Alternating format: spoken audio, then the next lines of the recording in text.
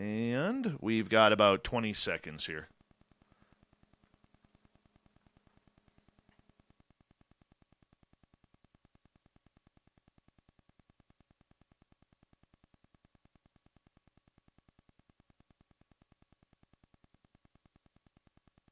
Super Chat is open, everybody. We do appreciate you helping on out. Here we go.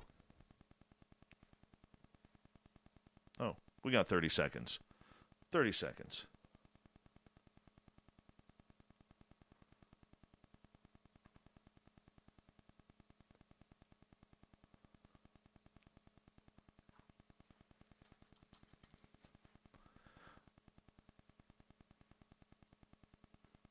All right, 10 seconds. Don't forget to give us a thumbs up, thumbs down, thumbs sideways. Hit that subscribe button, YouTube. Here we go.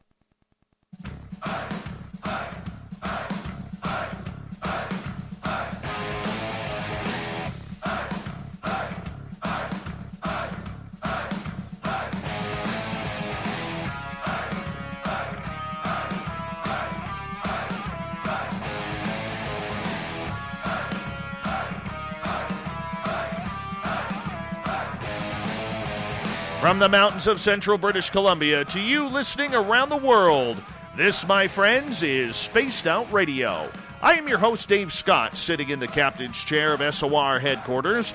We welcome you to tonight's show on our terrestrial affiliates across North America and digitally on TalkStream Live and Revolution Radio. If you want to take a listen to our archives, they are free at youtube.com/Spaced Out Radio. Just do me the favor, hit that subscribe button.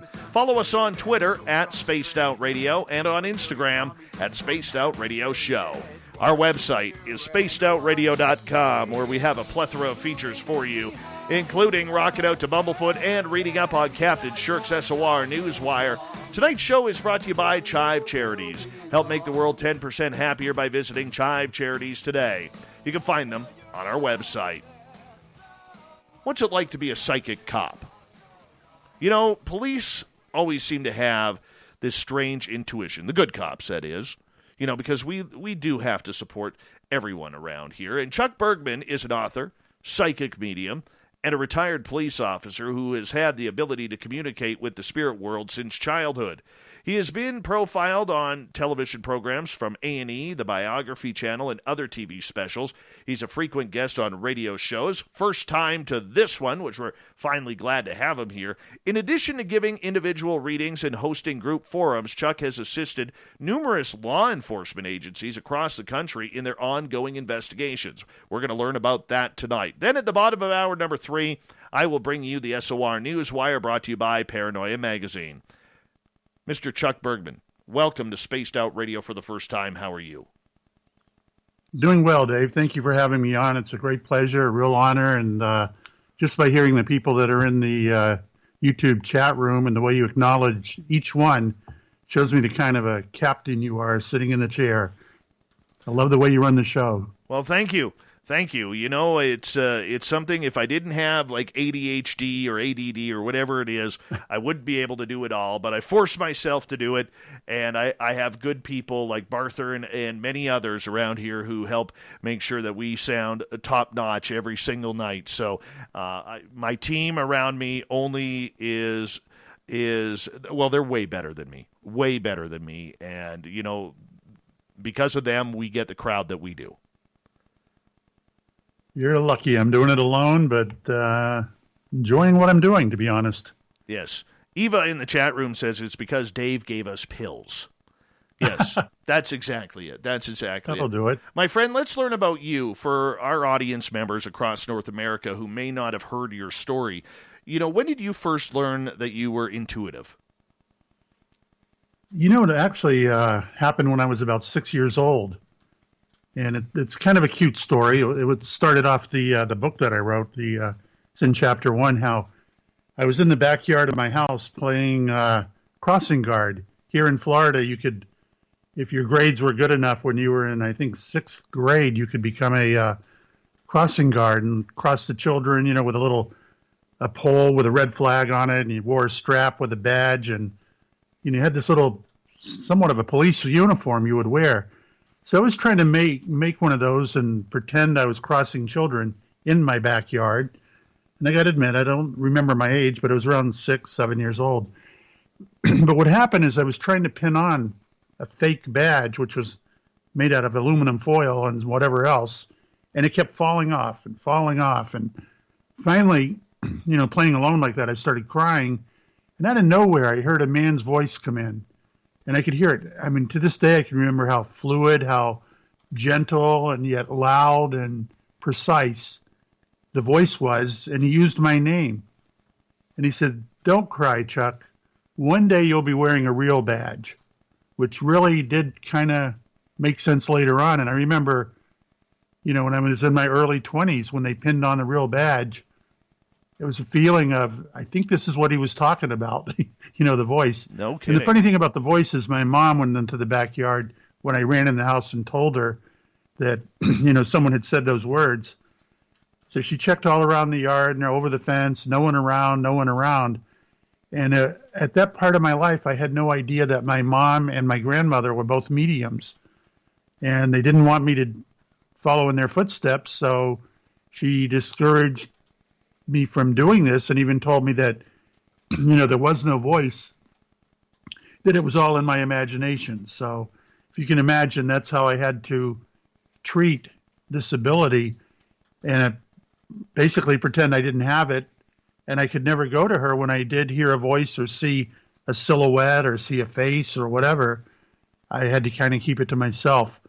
And it wasn't until later in years, in my early 20s, once I'm on the police department, which of all places, Salem, Massachusetts, known as the Witch City, that's where I become a cop naturally. And that's when I started to explore this, and I stayed with it ever since. Having that episode as a child where your mother and your grandmother really wanted to discourage you from having this gift, did they believe it was some sort of curse on the family? They did, and I don't like getting into this part of it, but my mom had a sister, and the sister, my mom was born in England, and the sister had the ability to the point where she was hearing voices and talking back to the voices. And I think up until her teenage years and everything, up to the point where they didn't know what to do with it and they didn't know what mediumship was. So they ended up putting her in an insane asylum, which is where she stayed till the end of her life. Oh, my.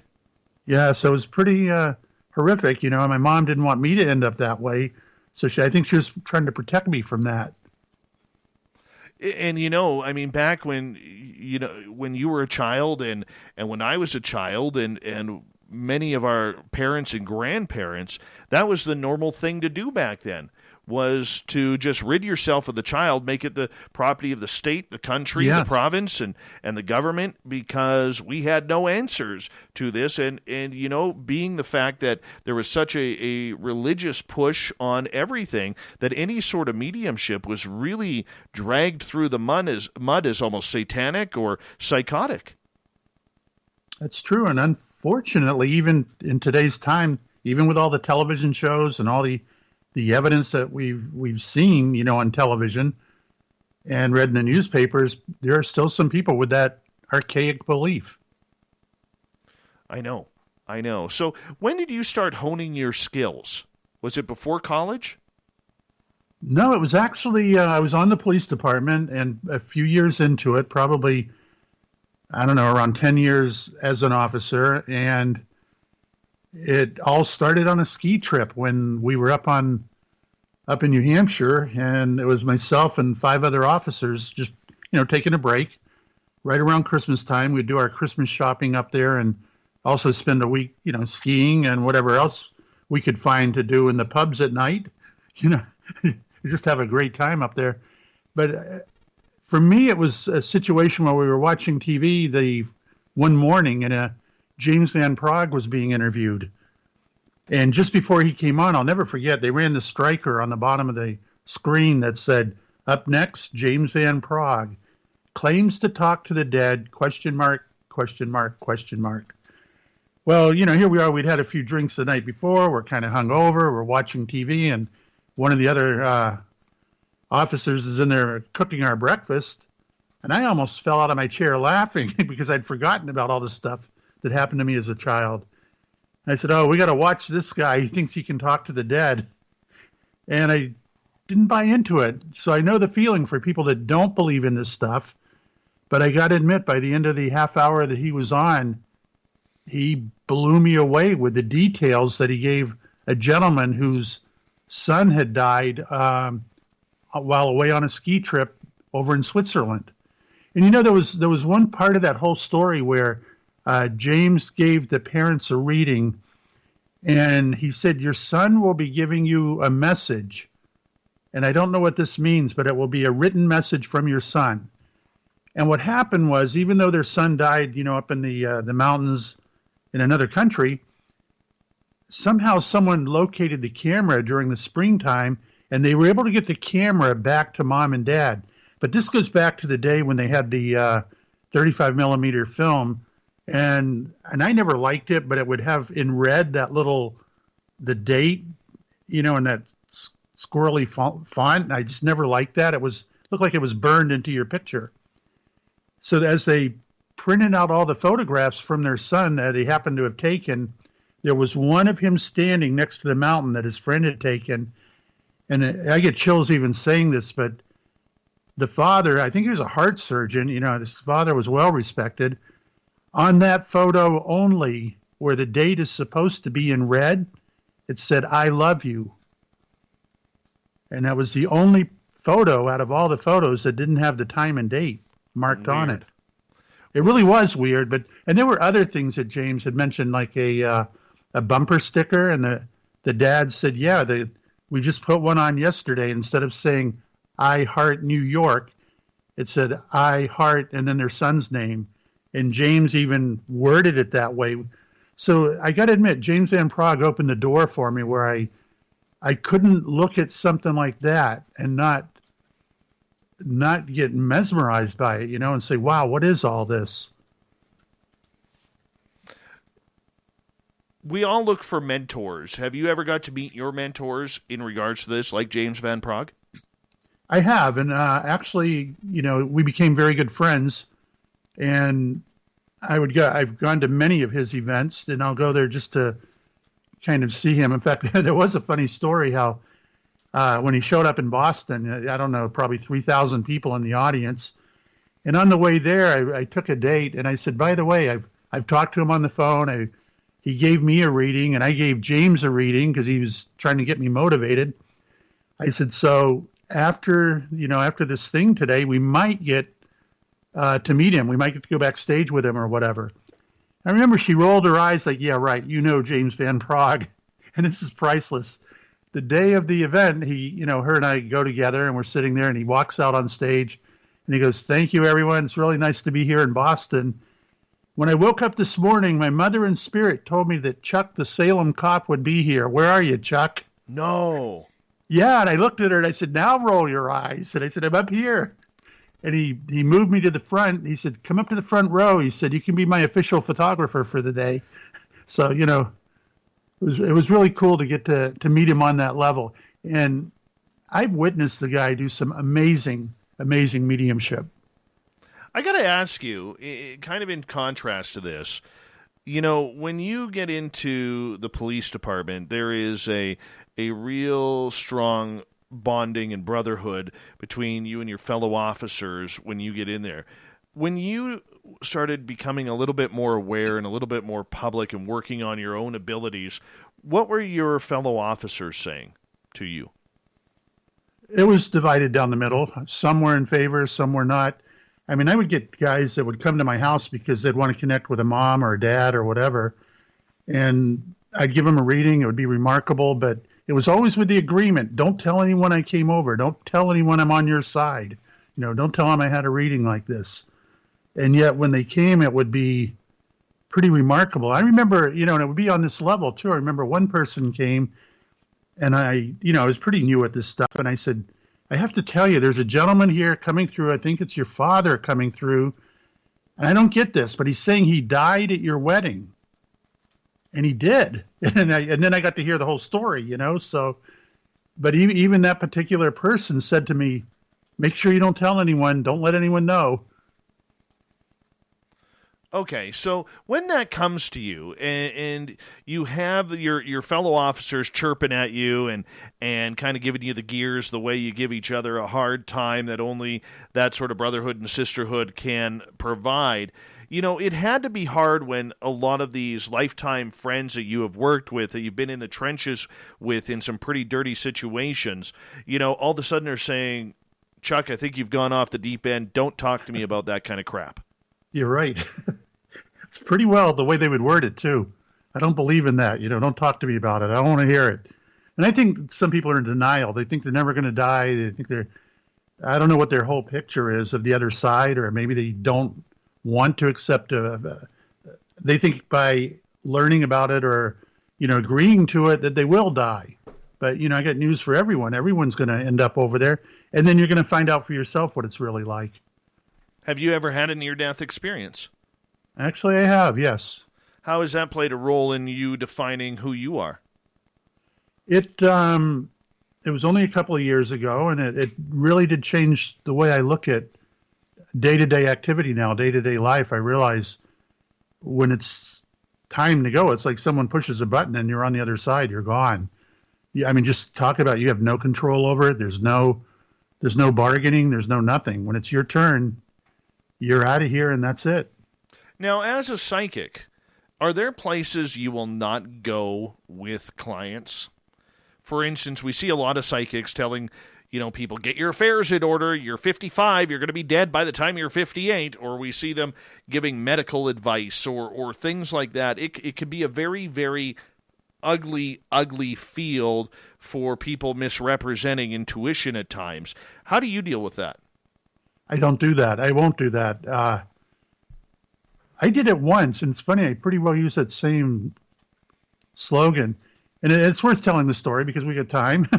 And this is a lady said, I think it was around September, and she said, my dad, he's living at my home with me, he lives in the basement, but I don't think he's going to be around much longer. And I heard these words, and I know I heard them as words. I said, listen, I just heard, get all your orders, get all of your affairs in order because your dad's not going to be around Christmas Day. He will not be with you Christmas Day. I said, so you got a couple of months now, mend all bridges, make sure you're really at peace with dad and all of that, because this is what they're telling me. And I don't usually do that. I don't usually get into that kind of precision, especially I feel that when it's time to go, that's up to the big guy, not up to any of us to talk about that. But I do know that during that particular reading, it was given to me that way. He will not be with us on Christmas Day. So what happened is probably I'd forgotten about the reading, and then probably March, April, May, the same person booked another reading with me. And I went, oh, yeah, by the way, I said, remember that thing with your dad dying on Christmas Day? She went, oh, yeah, I remember that, but he's still alive. I said, then I'm never going to say that to anyone ever again. If I ever get an ending date for someone, I'll never pass it on to them. And she says, oh, no, you were right. I said, well, how can I be right if he's still here? Then she told me, she said she had to work the day before Christmas. She was working, and then she remembered the reading and said, oh, my God, Dad was okay this morning when I went to work. He's not going to be alive tomorrow, according to the reading. So I'm going to go home and check on Dad. So she, told her boss she was ill and wanted to go home to check on her dad. And what happened was, as she's pulling, coming down the street to pull into the driveway, a moving van has backed up to her home, and her sister is moving Dad out of her house so Dad can go live with the sister. And they were doing this without letting, the one person I gave the reading to, they weren't letting her know that Dad wanted to move out and move in with the other sister. She was going to come home from work, and Dad wouldn't have been there, period. So actually the message was correct. Dad will not be living with you on Christmas Day because the day before, your sister is going to take Dad away, which is exactly how it turned out. So my point is, there's actually interpretations sometimes that we have to know and understand as a medium. And I'm lucky in that I also get feeling along with a message. So I can kind of feel now whether, is this really pertaining to death, or is it pertaining to something odd happening within the family? What am I really getting along with the message? So that was kind of an odd one. I've never had it since, and I try to keep away from that topic. If someone says, like, well, how much longer or whatever, and once in a blue moon, I do have to give a proximity, and so far, every time it's been right on the money. That's got to be hard, though, when spirit, you're so in tune with spirit that they are telling you when the person you are looking at is going to die. Yeah, and as a rule, like even when I'm out in public, I can pick up stuff on people, but not like that. I guess in my brain somewhere, I know what I do want and what I don't want. And I kind of don't like going down that road. I think dying is something that is very unique to every person, and something that, it's when it's time, it's time. I know. It just sucks. It sucks. I'll be honest with you. I have a major fear of death. Major fear. Even though I've been shown some pretty incredible things, that there is an afterlife and everything, that would suit my personal beliefs. Honestly, it scares the daylights out of me as we got about 3 minutes to go here. Yeah, I just don't want to leave what I do have here and all my friends and family. I know. And feel ripped that's really off. what it's all about. You will get to see them again, but it's not the same. And that's what I learned from a near death, that you can be around all your loved ones, but it's a one-way street. They don't know you're there. They can't communicate with you. Incredible. What's it like to see the other side? Oh, it's gorgeous. It's beautiful. The music, the colors, the feeling. Even the water there is different. Oh, tell me about that. I did a thing where I was in a rowboat out in the middle of the ocean with some spirit guy, whatever it was, and he says, "Come on, let's go for a swim." And we both had no shirts on. We had our trunks on, and we jumped over the side of the boat. We went down to the bottom. We could see fish around us, the white sand, beautiful sunlight coming down. And I pointed to him. I said, "I got to go up for air." And he mentally told me, "We don't need air down here. You can stay down as long as you like." And I remember feeling the water, but it really had no temperature. It just felt clean. It felt pure. And we kind of like looked at all the stuff on the bottom down there, then finally got a little board or whatever, went up to the boat and started rowing back to shore. And then he was explaining to me how it was like on the other side. And I did all this during a meditation. So it made me feel like it was a cleansing, like I needed to get away. I needed what he had to show me, and it was totally different. It's almost like watching a movie when you're participating in the things over there that you're doing. Did you get to see your loved ones? Yes, you do. But like I said, the ones that have passed over, you'll definitely get to see them. And I've had them come through. In fact, my mom and dad come through together for other mediums all the time. How do you know it's them? We got about 1 minute here. How do you know it's them? Like, we always hear these stories that the spirit world can mimic or mock people or animals that have passed on. How do you have confirmation on something like that? I know for me, because I've been with my own mom. I've seen her since she's been in spirit, and no one could mock it that well. But I've had other mediums bring my mom through, and they say, "Oh, I love her British accent," or they'll describe her to a T. The same way with my dad, and his description will be absolutely perfect as well. And I'm positive it's them. Are you afraid of an oops? What? An oops? Like, oh yeah, you're not mom and dad. You're. You would know. You would know your own mom and dad, I'm sure. And I'm basing it on that. Plus, I look at, like I said, I did have a near-death experience, and I know what it feels like when you're out of the body. Well, I'm going to get you to hold on right there because we are going to go to break here at the bottom of the hour. Author, former police officer Chuck Bergman, his book can be found on Amazon. Psychic Cop. You know what I like about it? One title. Not one of them elongated titles that takes up half the cover of the page. Nice and simple. Psychic Cop, Chuck Bergman. There's a story behind that, too. I'll tell you later. All right, here we go. Break time now.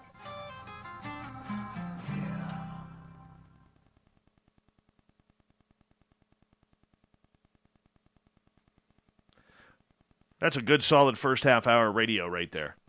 Felt good. You sound great. Yeah. Thank you.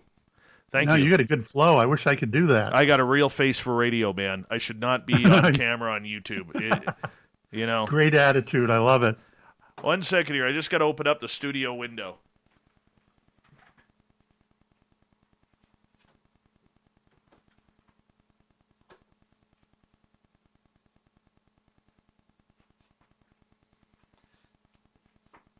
Maybe we'll get some aliens. Who knows?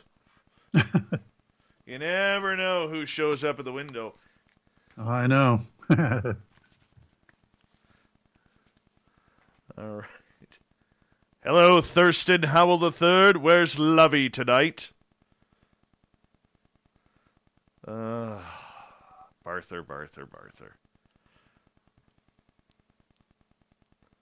All right, what do we got here?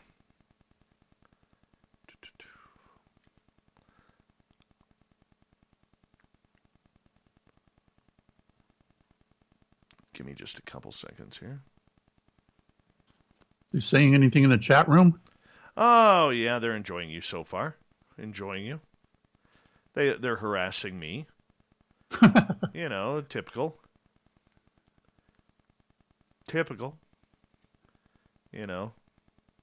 I awaken asleep sheep. Welcome. Much love from Florida. Do you know that person, Chuck? Is that you? No. Oh, much love from Florida. Chuck's in Florida. You know what happens in Florida? Alligators and sharks happen in Florida. That's why I'm never going into the ocean there. I've seen it. I'll go in the pool in the backyard, but that's it. Well, them snakes will get at you in there. And alligators, I have seen the pictures. Good. No water, man. You know an alligator can climb a chain link fence? Yep. Saw a video of that.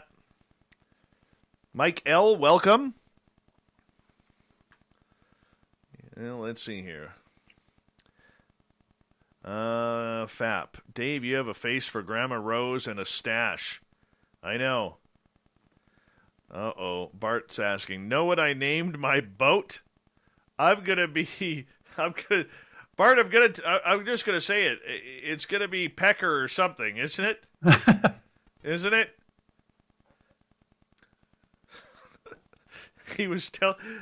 Bart was telling this story in our chat room one night that he went to the grocery store and some old codger comes up to him and gives him the old up and down and says, you must have a big pecker in there, or something along those lines. He's standing there. What? How do you even respond? How would you? That is the wrong guy to be having that conversation with. Wrong guy. Was it Pecker or something else? I don't think it was Pecker.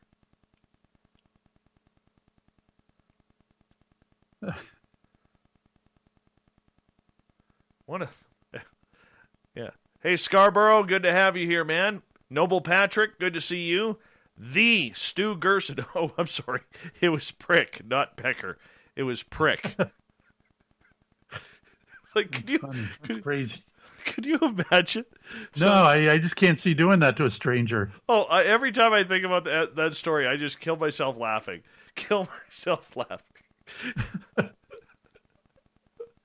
Oh, man. That is just way too funny. Way too funny. Anyways. Oh, yes. So we'll get into the whole psychic comp thing when we come back here in about 90 seconds. And let me go. Where am I going here? I think I'm going there. And don't forget, everyone, as we got about a minute to go, great way to support our show is to do a lot of shopping on our website. Go to the SOR Vault, grab yourself some swag, some T-shirts, or whatever. Got some good stuff in there. Also, if you want to help us out, join the Space Travelers Club for like $5 a month. And the Super Chat is open as well. Hit that subscribe button, if you don't mind. Thank you for explaining the story, Bart. I appreciate that. That's good stuff. Good stuff. Hey, Chris Jarvis, good to see you here. The lovely and talented Steph Dickey, welcome back to the show. Hi, Shar. There we go. All right, guys, here we go. We got 10 seconds. Hold on tight here. Chuck, I'll be right back. All right.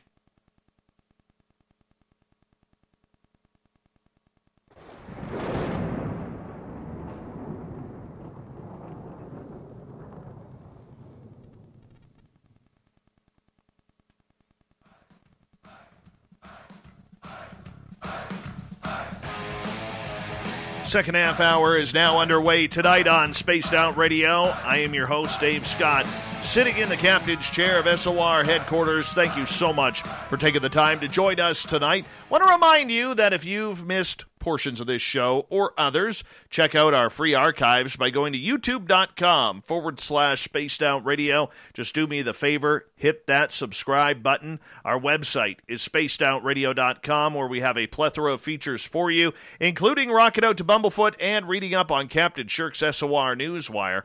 Follow us on Twitter at Spaced Out Radio and on Instagram at Spaced Out Radio Show. Tonight we are talking with Psychic Cop. Author, psychic medium, Chuck Bergman is here, and we're going to get right into it right off the bat. His website, chuckbergman.com. Chuck, welcome back to the show. Nice to be here. Honestly, as I said right before the break, I am so happy that your title of your book, Psychic Cop, that's it. There's no 49-word second title on the book explaining it. You know, because sometimes that trips me up. But thank you for keeping it sweet and simple, my friend. I felt the same way when I used it. Yes, I agree. Tell us about the book. What made you write this book?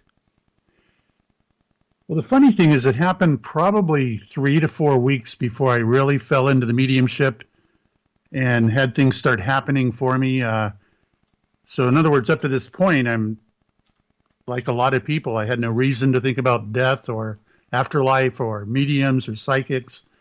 None of that. But what happened was I was on patrol. It was I did the midnight shift at this point in time. So I was working from 12 to 8 a.m. And around 6 in the morning, the city's just starting to wake up. And, I'm kind of happy. They're going to work, but I'm going home. So it's kind of a good feeling, and the streets are almost empty. And I'm going down the one street. I'm going to go have a morning coffee with my friend who owns a, donut shop. So I'm turning on the road that he's on. And all of a sudden I heard the same voice that I heard when I was a child pinning the badge on. And again, it was very simple, but very loud, very clear, very, very believable. And all I heard was, "You will be known as the Psychic Cop." And I'm looking around going, first I thought it came over the police radio, like, giving me a car accident or an ambulance call to go on or, a message of some sort. I had no idea where the audio was coming from. And, like I said, I kept looking around, nothing there. And I kept saying, what is that? What is a psychic? What is a cop? What is a psychic cop? What is it? So later on, when things did happen and I decided to write the book, I was trying to come up with a simple title for that reason. And I said, I got to name it The Psychic Cop after hearing that. So it's kind of funny. Okay, so take us back to when you were an officer. Where were you working? And we know from the last half hour that you had a lot of people, of your fellow officers, some believing you, some didn't. But when you were on patrol, how were you affected by the messages that you were getting? Well, to be honest, the voice, I've only heard that maybe 5 times in my entire life. But when it comes in, it's so precise, so clear. I remember that when we had, years back when 9/11 happened, I woke up that morning and I heard one word only from that voice, and it was war, W-A-R. I remember when I looked around and said, there's that voice again, but we're not at war. And, of course, we were a few hours later when I started seeing the planes hitting the towers and all that stuff. Another time I woke up one morning just before my wife was getting ready to leave, the Boston area to go to California to visit family. I woke up that morning and I heard the word plane crash, and it was the same voice. So I've only heard it about 5 times. And then I had to, I thought about it. I thought, well, I don't want to alarm my wife, so I'm not going to tell her yet what I heard because she's not leaving for a few days anyway. But I was going to let her know, but I wanted to think it through first. And wouldn't you know, that was the morning that the plane crashed in New York City, the one that they think was taken down by a missile or some strange. Remember that? Yeah, something strange took it down. But I did hear the word just plane crash when I woke up that morning. So it's not like I get to hear this voice a lot, but I do get to see, I guess you'd call them like premonitions, almost like daydreams coming in. And I would get that when I was working, on patrol. And I think you hit on something earlier, too, about most police officers, through experience, have to learn to become very intuitive or very psychic. So if they are stopping a car and there's 4 or 5 people in it, you got to be on your toes. You got to kind of watch every movement. But you also got to depend on that little gut feeling you get before you even approach it. And I think most cops have that ability a lot stronger than the average person because they're dealing with this stuff several times a day when they're at work. No, absolutely. Absolutely. And I see, I can understand the fact that, when you put that uniform on, you put the badge on, your senses are heightened because everything is about safety. You never know when you're going to come around a corner and there's going to be somebody with a gun. You never know what kind of call you're going to get out to. You never know what you're going to have to see or deal with, whether it's a car accident or something involving children. I just couldn't imagine the range of emotions. So how did that take a toll on your own intuition? I kind of used it for my own, whatever you want to call it. I used it to build on my intuition. What I would do is once an arrest was made or a little bit later when I worked in special operations, I would spend a little time in the detective division talking to them. And what I enjoyed doing is if they had a case in front of them with, say, 3 or 4 people that are being interviewed by the detectives, I would pull up a chair and start working on a computer or make it look like that's what I'm doing. Because at the end of the last 10 years of my career, I was a computer analyst for the department. So I would go from office to office and, update the computers, do whatever I had to do. But what I was really doing half the time was sitting there and listening to each person, listening to their story, reading the body language. But more importantly, I was using my intuition to say, is he lying? Is he the guilty one? Or what can I pick up? And I would make notes of it. And then later I would be able to compare that.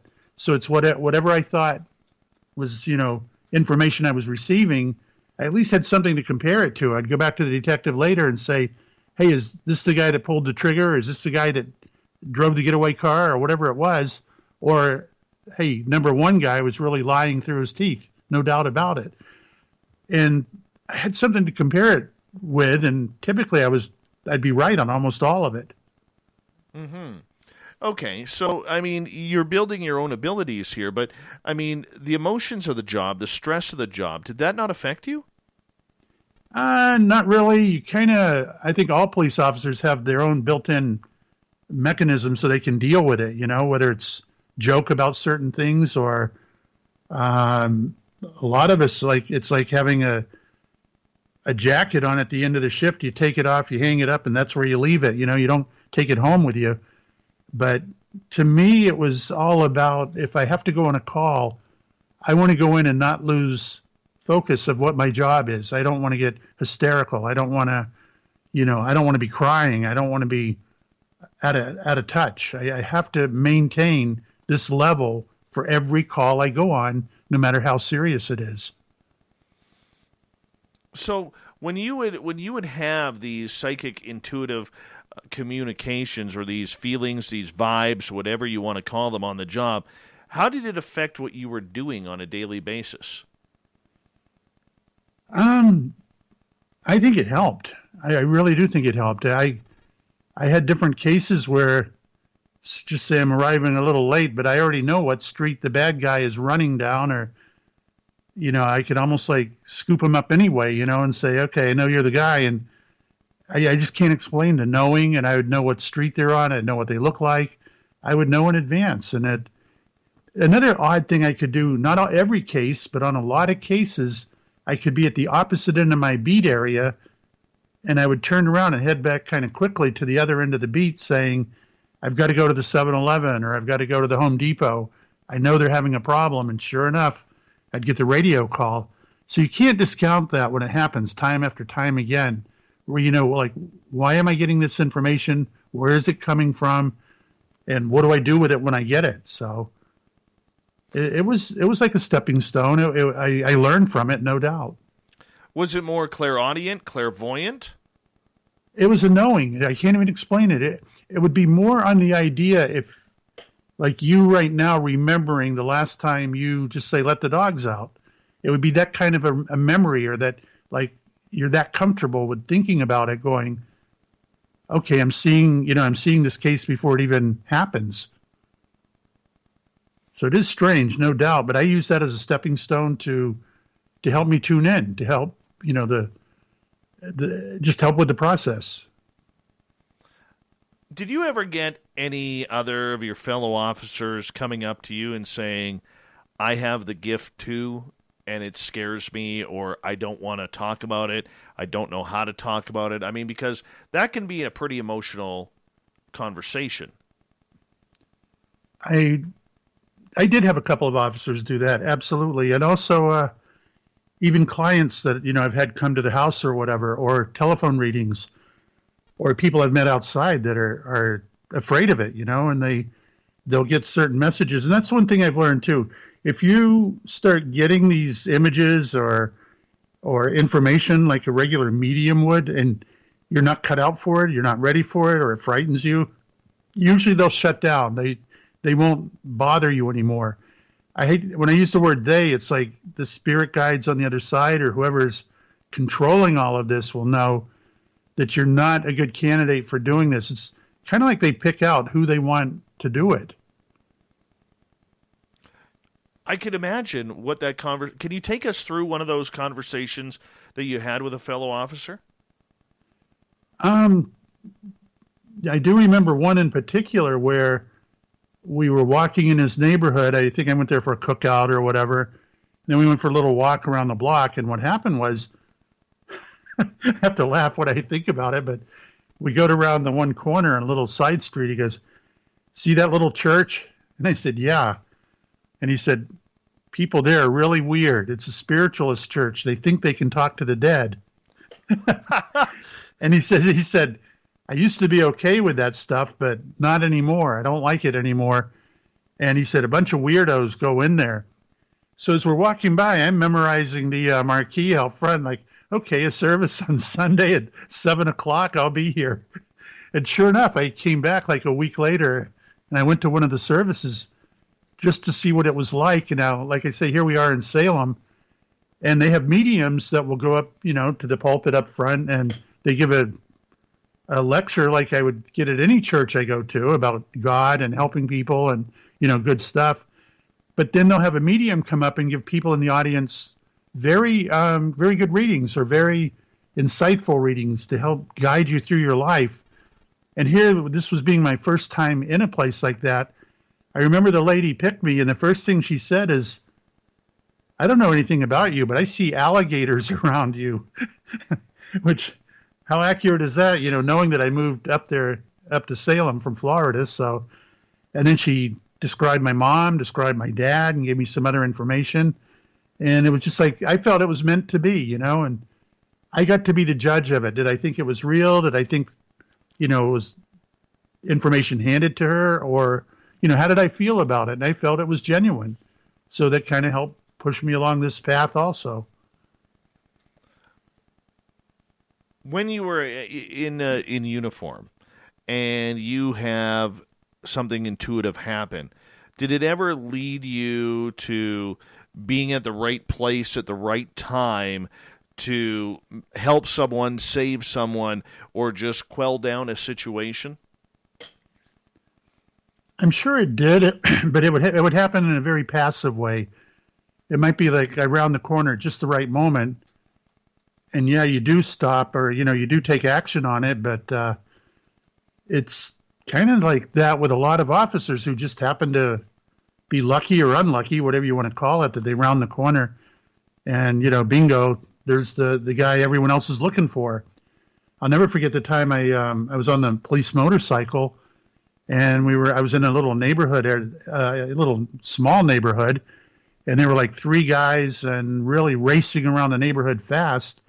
So I pulled them over, and I wasn't really planning on a ticket or anything, but I was going to speak to him about the driving.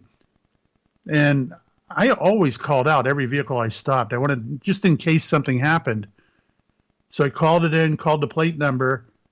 And as soon as I did, and I walked up to the door with my radio on, you heard the words, "Every cruiser in the city, give Chuck a backup at this location." Now, the guy driving gets to hear this, and I didn't know it, but he had just committed an armed robbery and a pistol whipped the owner of the store in the community next to us. And it was so recent, so fresh, that they hadn't heard about it in Salem yet or given it to any of us. So there, it was kind of like being in the right place at the right time to get this guy. But it was so funny in that I just said, I don't know what they did, but to send every cruiser in the city up here, it's got to be pretty serious. So, I took all three out at gunpoint and said, just lay on the ground until I get it back up here and I'll find out what you did. And, I got to admit, it's almost like they were afraid of me. Like, this guy's got superpowers or something. How did he catch us so quickly? They thought I already knew about it, and I didn't. Oh, geez. Yeah, and it could have gone bad. It could have gone real bad if I had, just say, taken the license, walked back to the motorcycle with my back to them. Could have gone real bad, so. But there was something, almost like I had protection around me or something. I can't describe it. Were you ever, with your own intuition, led out of a situation that saved you? I know it's happened, but I can't think of it offhand. I know, even boating-wise, I know it's happened, where I'll get a premonition or I'll get a vision or a feeling that's really strong. But nothing's really jumping out at me because, this is daily life for me when different things like this happen. Oh, wow. Wow. I was just reading up on you here, and I believe, if I'm correct, you're a Vietnam veteran of the United States Navy. Right. Thank you so much for your service. We have a number of Vietnam veterans who listen to this show, and we just want to say a big, warm love and appreciation and admiration for your service. Thank you. Did you have these type of premonitions when you were in a war zone like that? I was on an aircraft carrier, the Shangri-La, and then later on the John F. Kennedy aircraft carrier. But the Shangri-La was the one I was in, in the cruise in the Gulf of Tonkin. And I worked radar and stuff like that while I was on the ship. I would say the only thing I did visualize, and it was really painful, is sometimes I'd be on the radar scope talking to a pilot and, charting his location, where he's at, and kind of validating what he's seeing on his instruments. And once in a while, you'd hear him get shot down while they're talking to me. And I would hear their final words, and there was something really eerie about that. But I always felt like it was almost like I was going inside their brain or inside their energy, if you will. It's like I would know that they had a wife and 3 kids, or I would know more about the pilot than just a guy talking to me on a headset on a 2-way radio.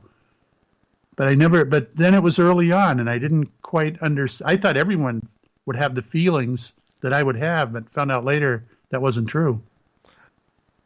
If you don't mind, and if you really don't want to answer this, I'm very much okay with that. But if you allow me the ability to just ask this question regarding that, when you were in that war zone and you hear something along those lines, listening to the communications of a pilot and maybe a co-pilot or a navigator getting shot down, and hearing those last words, what goes through you, not only as a human being, but as someone who, is intuitive as well, and getting all of these flash forwards to and flashes of their family? I mean, how did you deal with the emotion of that?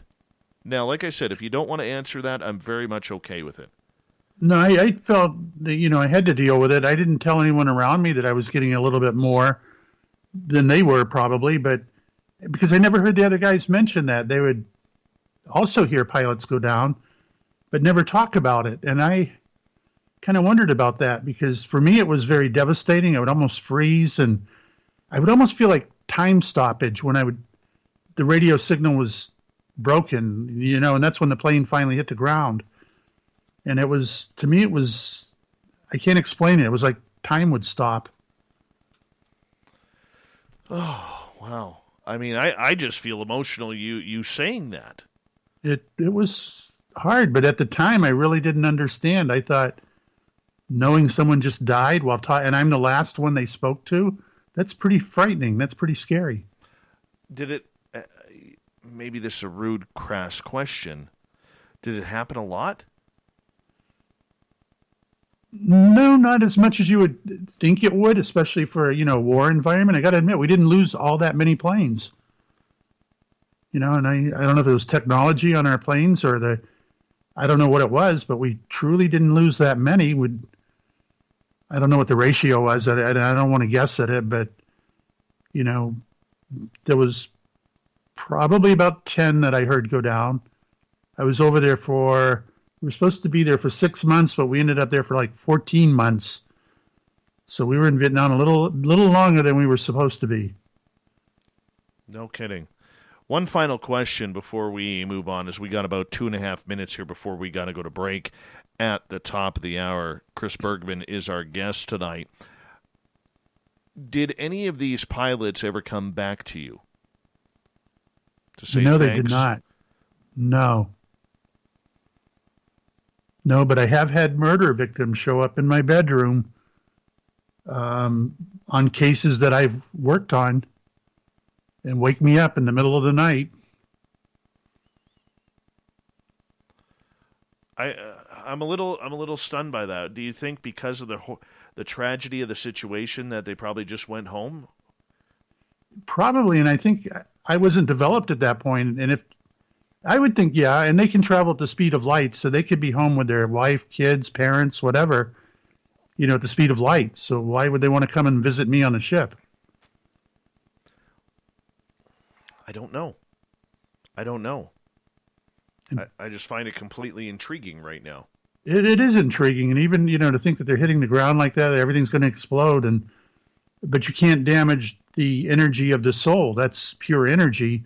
You can't burn it. You can't crush it. You can't damage it. So it's probably going to just simply rise up, and guaranteed within a short amount of time, someone at home is going to realize that, so-and-so just passed away. Usually a wife will feel it right away. Yes. I totally understand that, and I can totally appreciate what you were saying. How old were you when this happened? Were you 18, 19? Let's see, yeah, because I was about, right around 19 years old. My goodness, that's a lot of stress for a young man. Thank you for doing that, by the way. Thank you for doing that. You're very welcome. But when we come back in hour 2, I want to get to some of these cases that you work on with other law enforcement agencies. This just totally intrigues me because I think it's so important that somebody of your intellect and intuition, your understanding of law enforcement really gets in there to help from a spiritual side of things. And I would love for you to share a few stories with our audience, if you don't mind, when we come back. I'd be happy to, sure. Yeah, that would be absolutely great because I'm intrigued by it.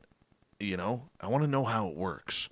And I think a lot of us... I don't even know how it works yet. Well, you got to break it. You're the expert. You got to break it down for us. Chuck Bergman is our guest tonight on Spaced Out Radio. Psychic Cop. What's it like to have intuition? What's it like to help police agencies solve crimes through intuition? Next on Spaced Out Radio.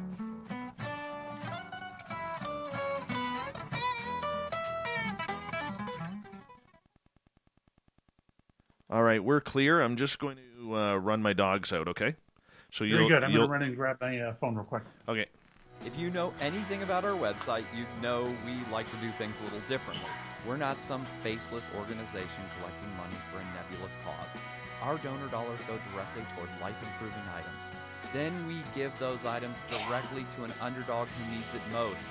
To become a donor with Spaced Out Radio's official charity, Chive Charities, just go to chivecharities.org/donate. I'm feeling a little spicy tonight. What to do? Why not get Bumblefuck? 4 million Scoville units of pure hard rock.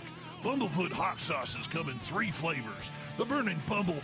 Tone it down a bit with Bumblicious and throw the sauce on everything. Spice it up. Bumble me, baby. Bumblefoot hot sauce. Get it today at kajans.com. Hello, space travelers. It's me again, Carl. Don't forget to join the Space Travelers Club for just $5 a month. And follow Spaced Out Radio on Twitter at Spaced Out Radio. Our Instagram, Dave Scott SOR. Our Facebook page is Spaced Out Radio Show. Our archives are free at youtube.com/Spaced Out Radio. Come woo it up with Spaced Out Radio today. Bye! Hi. This is Amber Beckrud, and I want to invite you to subscribe to our YouTube channel where we store all of the SOR show archives for free. And as an added bonus, every 2 weeks I'm posting brand new content on Cryptid Tales, where I will get into some of the spookier legends and folklore from around the world and tell the stories that go with them. Find us at youtube.com/Spaced Out Radio and check out Cryptid Tales today. Drop a comment and let me know what you want to hear. See you there. Get your horns up with me on Spaced Out Radio. This is Ron Bumblefoot Thal. Come tune in to SOR where you can hear me rock out with Little Brother Is Watching, the official theme song of Spaced Out Radio. And then come on over to bumblefoot.com where you can find out about my tour schedule, my music, and everything else. Bumblefoot.com keeps you up to date on what I'm doing and the best way to stay in touch with my music and music camps. Sign up for my newsletter at bumblefoot.com and remember, Little Brother Is Watching. Hi there, this is the paranormal lawyer Michael W. Hall. I'd like to invite you to listen in each Sunday night where we're going to open up your eyes to everything strange and paranormal. I will be hosting some great guests with topics that affect us all, such as UFOs, ghosts, and everything paranormal. Let's learn together on Spaced Out Radio Sunday with myself, Michael W. Hall, the paranormal lawyer at spacedoutradio.com. We all know on Spaced Out Radio we love a good beard and mustache, so why not take care of your facial hair with Mighty Moose Beard Oil? Made in Canada, we're taking care of beards and stashes around the world. We use 100% natural ingredients with our oils and balms to make your whiskers feel silky smooth. Use promo code SOR2019 at MightyMooseBeard.com today.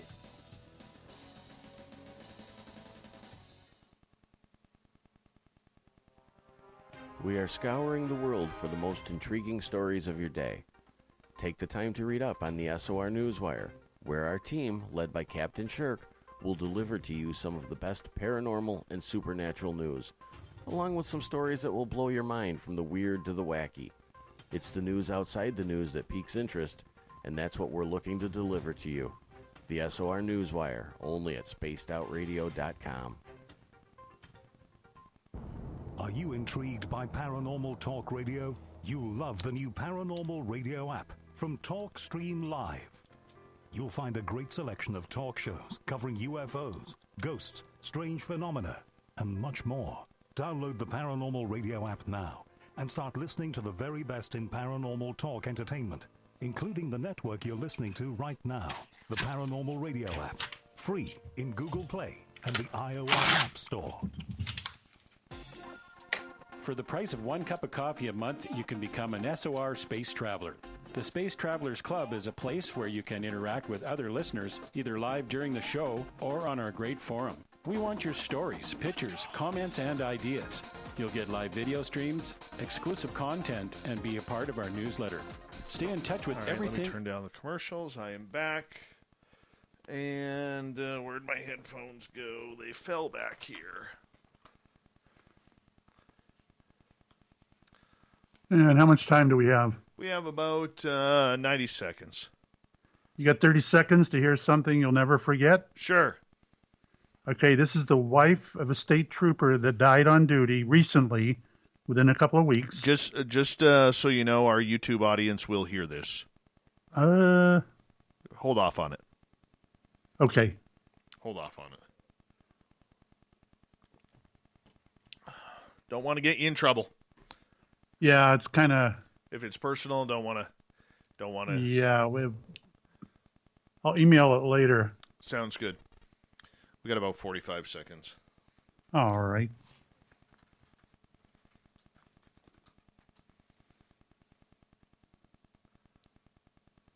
I can tell you verbally what happened, though. It's not a big deal. Well, we could go there during the show. 1 second here. Yeah, I can give it in generic form without, identifying anyone. Well, whatever you're comfortable with. All right, my friend.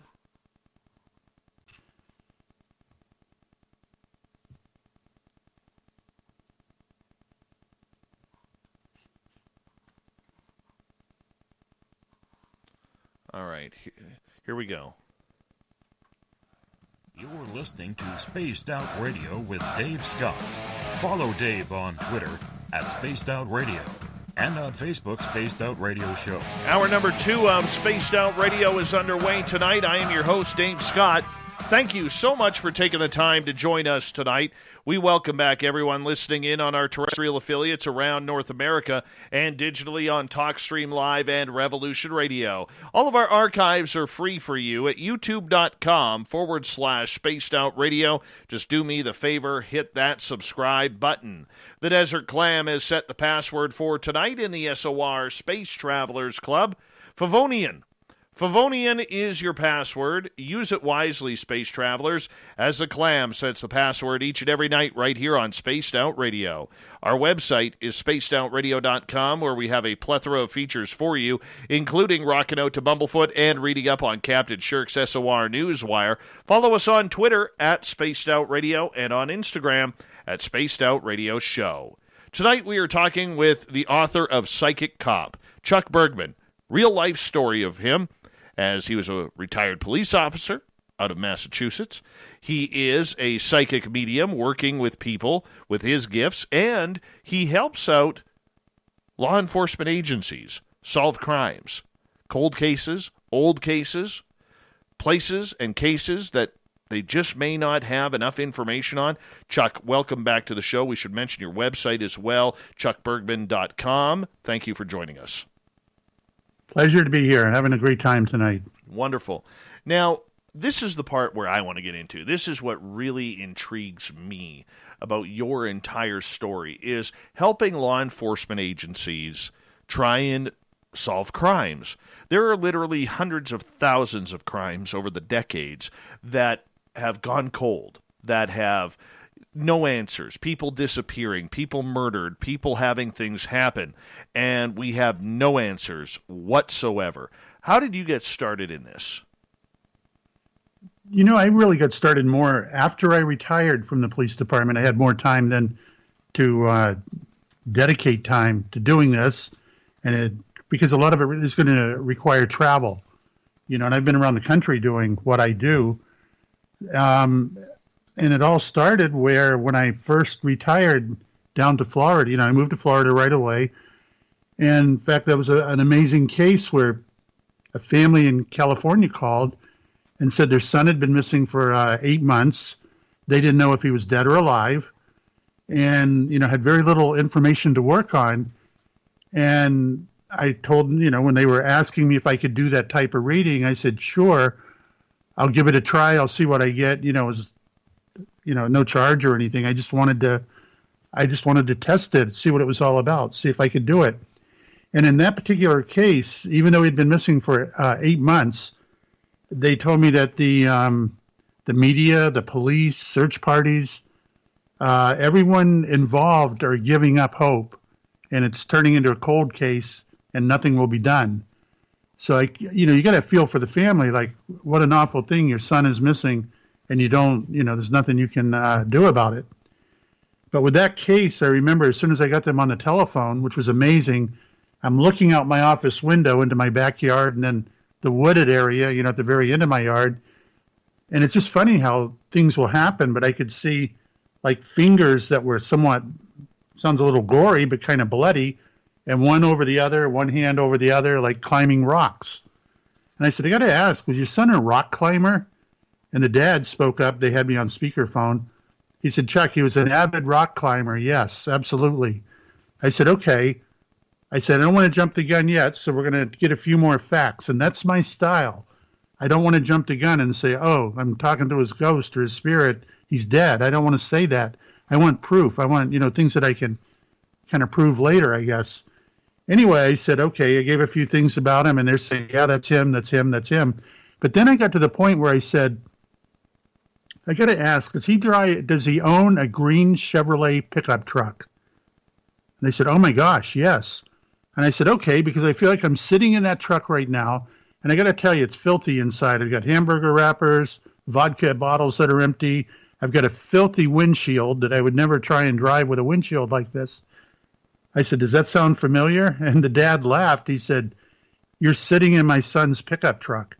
So now I'm wondering, well, what is the point? Why am I getting this vision? Why am I sitting there? Then it was like a movie camera as I'm trying to look out the windshield in this little vision, but it was like lowering the camera and zooming in on the instrument cluster, the panel. And I'm looking now at the little trip meter with a little push button on it. You do the reset. And it said 139 for 139 miles. And I'm going, okay, 139 miles? And then I heard the words, yeah, from their home in California. Now, I don't know where they're at in California. So now I'm thinking like, well, we got a whole, a radius to work with here. So I don't know if the mileage is going to do any good or not.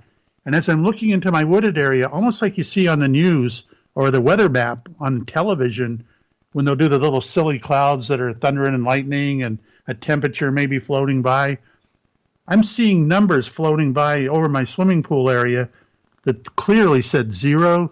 And I said, wow, I wonder what that's all about. And then I thought about it, and being in the Navy, working radar and everything, I said, that has to be a heading. So I said to the dad, I said, take out a map, and where your house is, I want you to go north, 020 degrees, and mark it off at 139 miles, 140, 150 will work. Put an X. He's telling me that's where you'll find the pickup truck, and the body is next to it. Now, again, that was a pretty rough statement to make to a family, for my first try at this stuff. So he marked it off and everything. I said, without you telling me, I said, where you put the X on the map, it should be a two-part name. And I want to give you that name, but he's not that clear on it. But I'm seeing the first part of the name starts with the letter S as in Sam, and then a space, and then N as in Nancy. So it's S something N, and I can't make out the word. And he said, well, where you're putting us is exactly in the Sierra Nevada mountains. I said, well, yeah, that would plug in. It's almost like playing a word game at that point.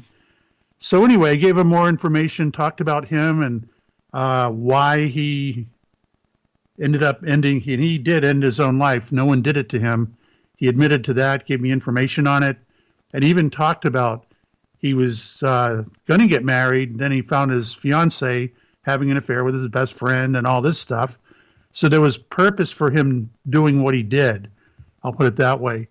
The case ended up where the very following day, I get a call from California, a detective office out there, and their first question is, Mr. Bergman, have you ever been to California? I said, no. I said, no, don't look at me. I didn't do this. I said, I've been up and down the East Coast, but I've never been, west of Texas. So you can't pin it on me. And they said, well, we listened to the recording, and we couldn't even get to the area that you described. We had to fly a helicopter over that area. The pilot spotted the truck, and we had to get up there on ATVs. And he said, we've been looking for close to a year for this kid. How did you do it in 8 hours? How did you just, But it goes to show you how once that happened, it kind of like I felt like this is my calling. This is what I should be doing, not just simply giving readings for people missing mom and dad, or not that that's not a big deal. That's a very big deal. But I think solving different crimes to me is very amazing. Well, I mean, that's what you're used to. You did it as a police officer, and, I mean, that's a major calling. It's obvious that the police would call you. I mean, being that accurate. Were you seeing the visions, or was the son telling you this?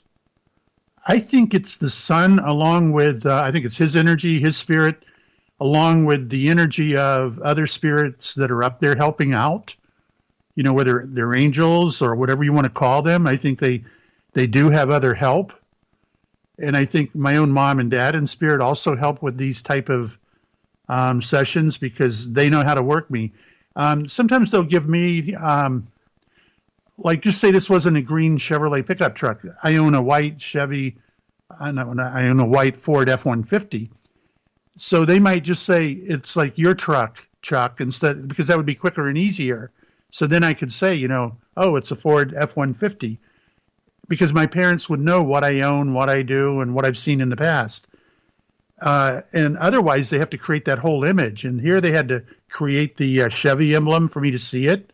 They had to come up with the color. They had to give me the way it looked inside. And I think for all purposes, they had me inside that vehicle, because it was amazing how I looked right down at the trip meter, and I could even see the little reset stem that you see with the little, I think it's got a little turn left and right thing on it too. You can adjust it or press it in to reset. But it was amazing the clarity of everything that I saw in that case. No kidding. Now with that scenario, when all of a sudden the police call you up and are questioning whether or not you might potentially be a suspect, you of all people would be prepared for that, with being a police officer as well. So were you prepared for that call to come? Yeah, it was almost like you and I talking earlier. Like as soon as they said it, I laughed it off, because I knew there was no chance in the world that they were going to convict me of a crime. I've never been there, so I know they've got no evidence. And, and I knew they were saying it to say, how can we be searching for 8 months and yet you do this in a matter of 8 hours? Actually, I did it in 1 hour as a 1 hour reading. So, but I understood their dilemma. Like, you're over in Florida. How are you doing this?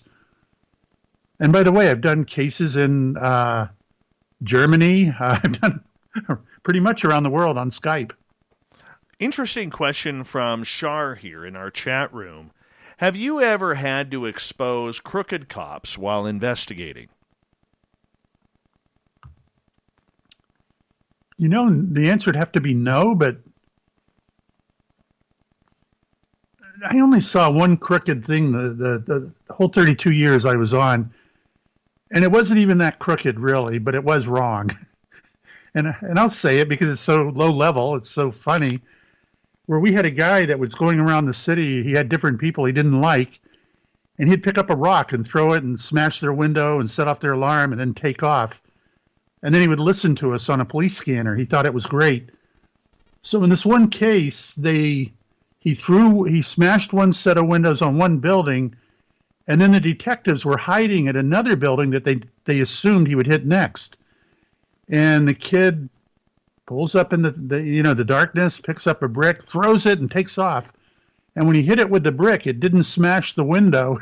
So one of the cops smashed the window instead.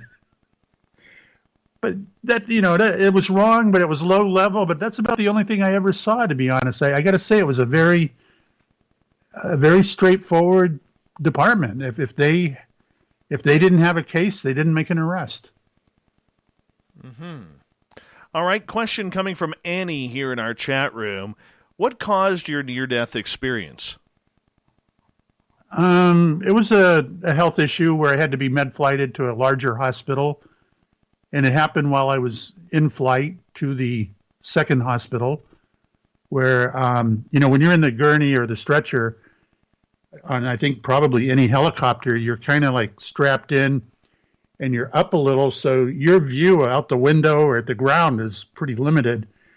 In fact, I don't think if I turn my head to the left, I don't think I would even see what's going on. But mid-flight, I remember climbing out of the stretcher as a spirit, if you will, and I walked and I can remember I was even a little bit seasick and kind of holding on a little because it wasn't bad moving around in there, but it wasn't totally stable either.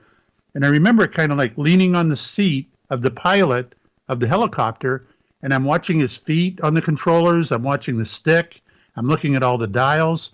But the amazing thing is I'm looking just above his feet. There's open window there for the pilot, to look outside along with the windshield. And I could see streets below us, and some of the streets were like orange clay streets that we have down here in Florida. And I would see cars like traveling toward each other, and even the cloud of dust, behind both of the cars.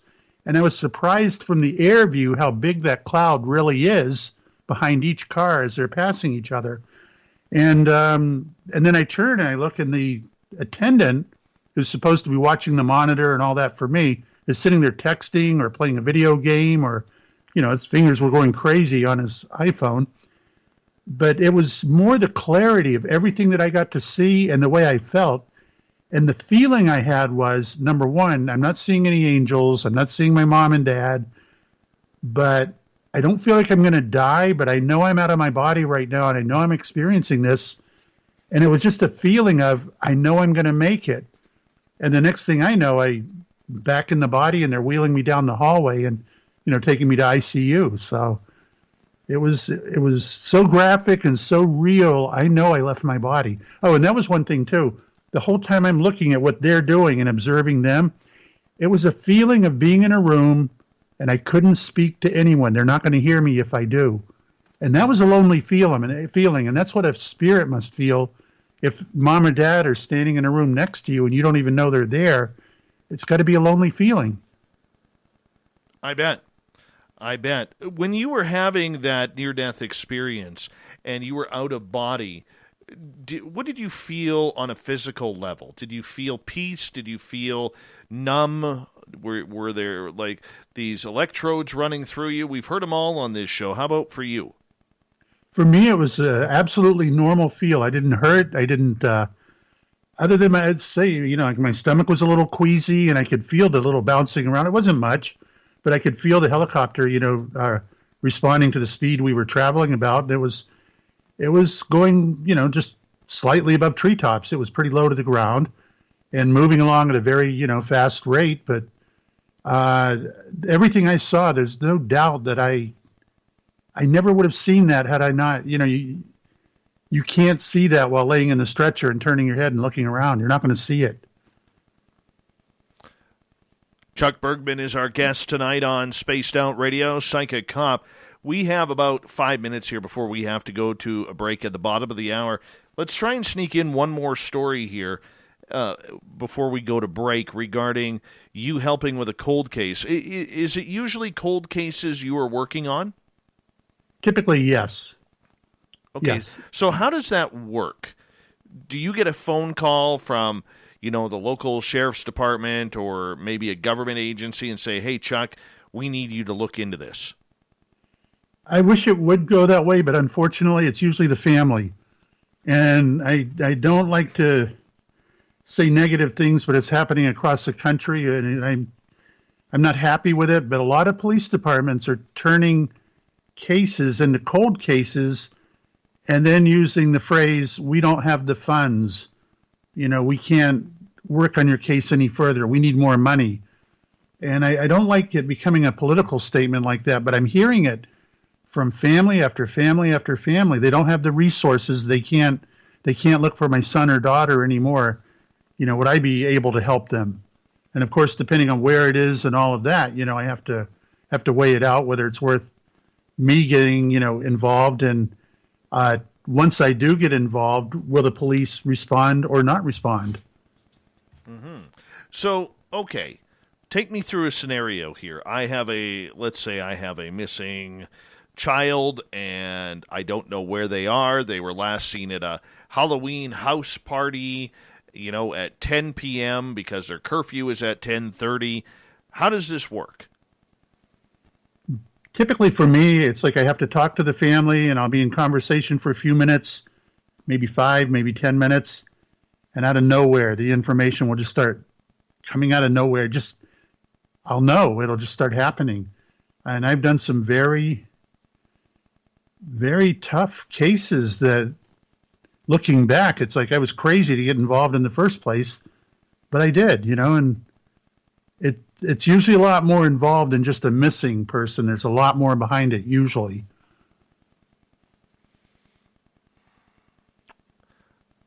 In regards to these cases, okay, the family calls you up. How long has the person been missing on average? I like it when it's fairly fresh. Like typically, well, one I'd like to talk about is when, I'm in Florida. This happened in Chicago. And the woman's husband had only been missing for 7 days. And again, I had to follow the format like I did with the young man in California, where I thought I got to come out with enough stuff that I know it's her husband, that he has passed away, before I say to the wife, by the way, your husband's talking to me, he's in spirit. You see what I mean? It's like I need enough evidence.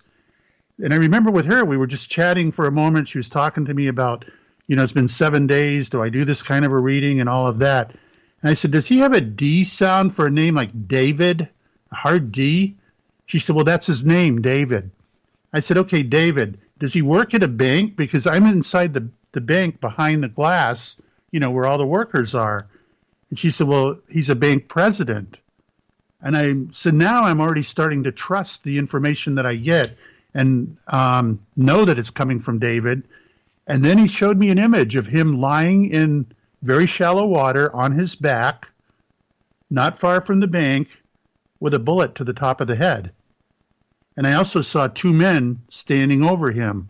Now, that's a hard thing to say to a wife, He's dead and all of this. So I had to work my way up to it. I got enough other information out, like validations and stuff like that, till finally I was able to tell her what I saw. And I remember she got very defensive, and she said, well, we don't know that. We just know that he's missing. I said, okay, I'm just telling you what I got, so we'll let it go at that. So 7 days after the reading, now we're talking 14 days since David has returned home. And what happened was hunters found his body nearby, very shallow water, laying on his back and not alive. So then I get a call, not from the wife, but from her partner, and I find out the 2 of them own one of the biggest law firms in Chicago. So I got to admit, now I've got a little bit of a legal quandary on hand. Like, if I say the wrong thing here, I can get a lawsuit on me. And every medium should think about that before they give out information that they're not sure about. So anyway, the partner kept drilling me, like, how do you know there's a bullet? And he said the medical examiner did not find a bullet. I said, well, there's definitely a bullet to the top of the head. I know what I'm seeing. I said it would be impossible for all this other information to be accurate, and then I get a false story about, how he died. So I'm going to go with the bullet. I know there was a bullet. Next thing I know, they've got me flying up to Chicago to meet with a judge, and I've never heard of them doing this. They wanted the judge to issue another autopsy of David with a different medical examiner, which he signed off on after talking to me for about an hour. And it didn't hurt that I gave him a few things that I was picking up on his own grandfather that he recognized to be true. And he checked out my website and everything. Anyway, he signed off on it and said, boy, you better not let me down. He said, we're all going to look bad here. And when the medical examiner did the second autopsy, different ME, they find the bullet to the top of the head. No way. Oh, absolutely. Let's continue this story when we come back here on Spaced Out Radio, as we are about to head for our bottom of the hour break. Author, psychic medium Chuck Bergman is our guest tonight. We are talking what it's like to be a psychic cop, what it's like to look into cold cases. This is getting really interesting here on Spaced Out Radio, so stay tuned.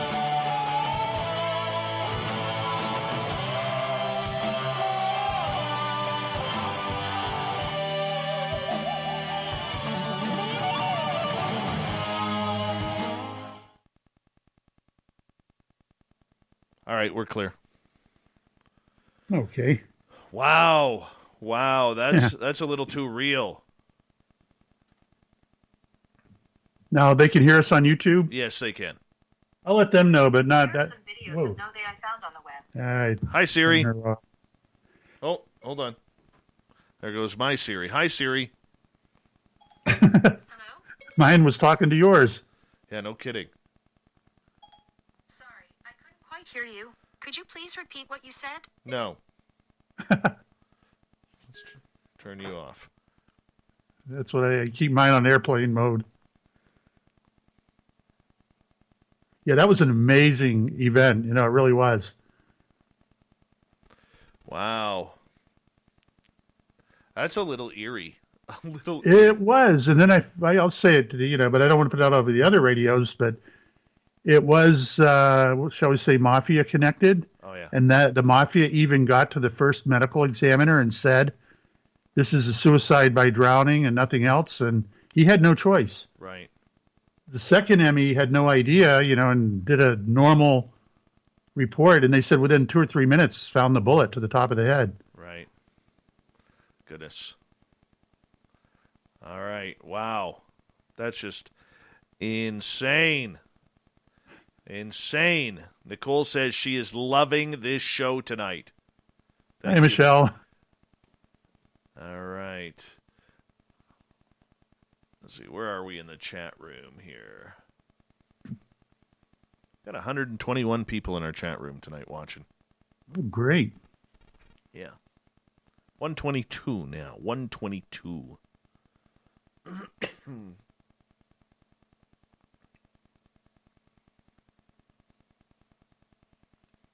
123. I feel like the count.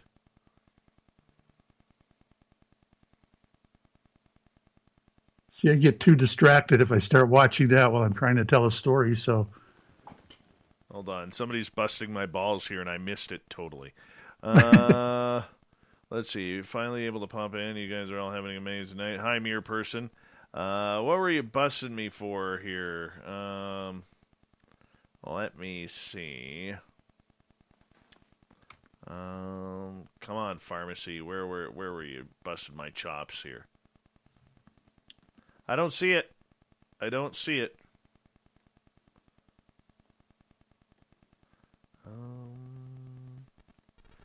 it. Hi, Princess Denali.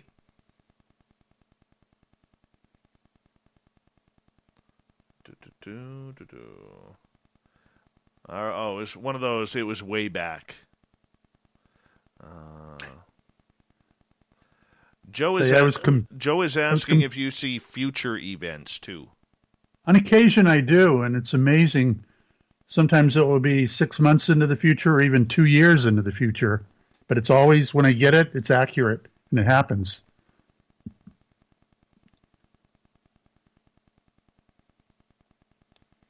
All right, we got about 2 minutes.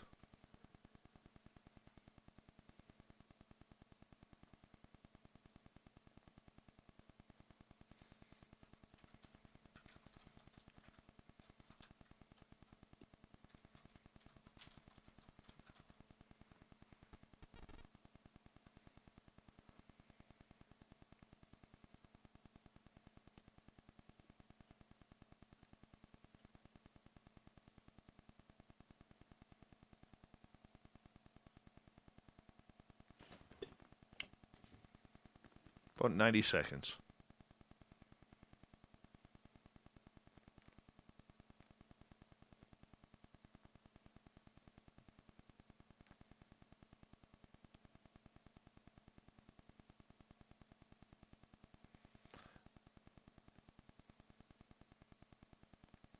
Thank you, Awaken. Really appreciate that in the chat room.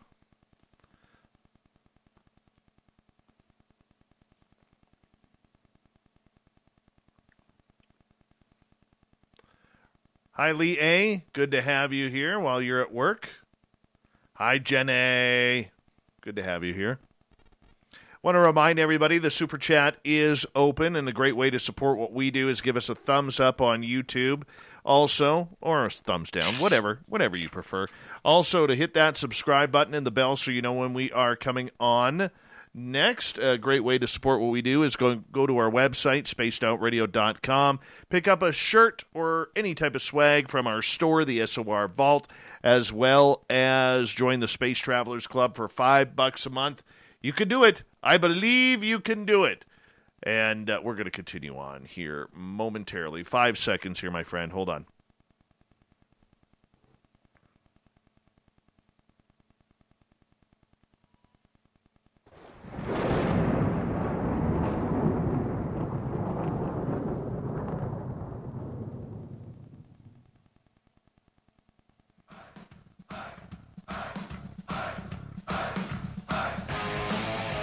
We pass the halfway point of Spaced Out Radio tonight. I am your host, Dave Scott, sitting in the captain's chair of SOR headquarters. Thank you so much for taking the time to sit with us tonight. We appreciate that. I want to remind you that if you've missed portions of this show or others, you can check out our free archives by going to youtube.com/Spaced Out Radio. Just do me the favor, hit that subscribe button. Our website is spacedoutradio.com, where we have a plethora of features for you, including rocking out to Bumblefoot and reading up on Captain Shirk's SOR Newswire.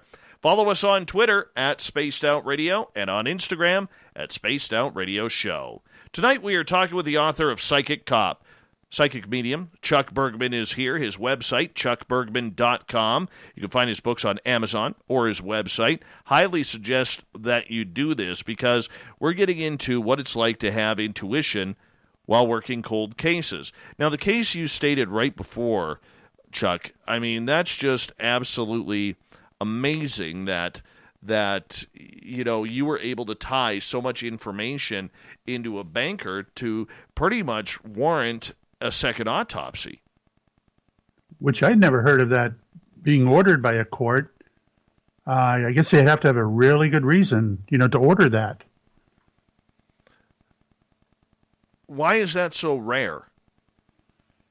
Typically the ME does his job, and I, through the work I did, I was an accident reconstructionist for fatal accidents.